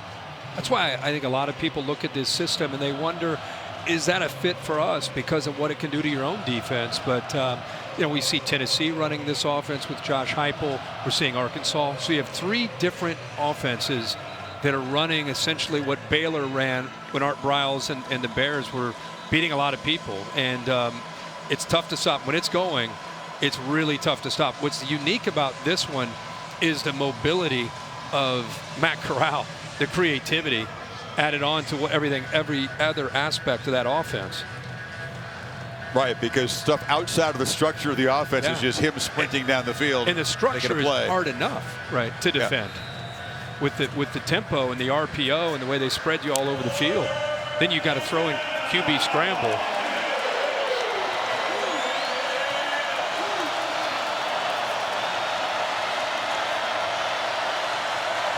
Aggies need 2 here. Keep the football. Calzada backpedaling, and he'll go down. Tavius Robinson, a backup tackle, punctuates this defensive performance with a sack. Well, again, that's rushing 3 and getting home. DJ Durkin told us, I got guys that can win one-on-one. Closest to you at the bottom. What hands? Goes right by Jameer Johnson. The Tennessee Vol transfer is in there at left tackle this year. It's been some fresh legs here. We talked about Sistrunk, who's a backup. Yeah. Robinson's a backup. Adams had the ball a lot after halftime, and they've had to dig deep and go to some backups. It's been the fresh guys doing it. Keeping those legs fresh. And Lane Kiffin, I haven't seen him that fired up in a while, man. He is very excited, and he should be. Great performance and a great way to end the night for their defense. If you have a scorecard for his picks on College Game Day, he's going to get this one right. He did pick Ole Miss to win. Do we know what Lane's one-loss is? He picked a bunch. He did. The one that he took a chance on was Tennessee. He took a chance there. But that made me smile. Yeah, of course. Picking his former school. It's first time ever, by the way, a coach that is coaching that day was our celebrity guest picker. Because who else would do it but this guy? I know. You got to love it. That's it. It's a hard-fought victory for Ole Miss. Get out to a 15-0 lead. It was cut to 2. 2 late interceptions are important. And the Rebels go to 8-2. Aggies drop to 7-3 and drop out of contention. Pretty much gives Alabama the SEC West, which is going to surprise nobody. But the Rebels still in play for a 10-win regular season and a really nice bowl. 29-19 is the final here. Fun day in Oxford. Bill Bonnell produced the game. Derek Mobley directed it. Thanks to our entire crew. For Kurt and Holly, I'm Chris Fowler saying goodbye from Oxford. Now out to Dave Fleming in Eugene. The Cougars and the Ducks up right now. ESPN thanks you for watching this presentation of the Southeastern Conference.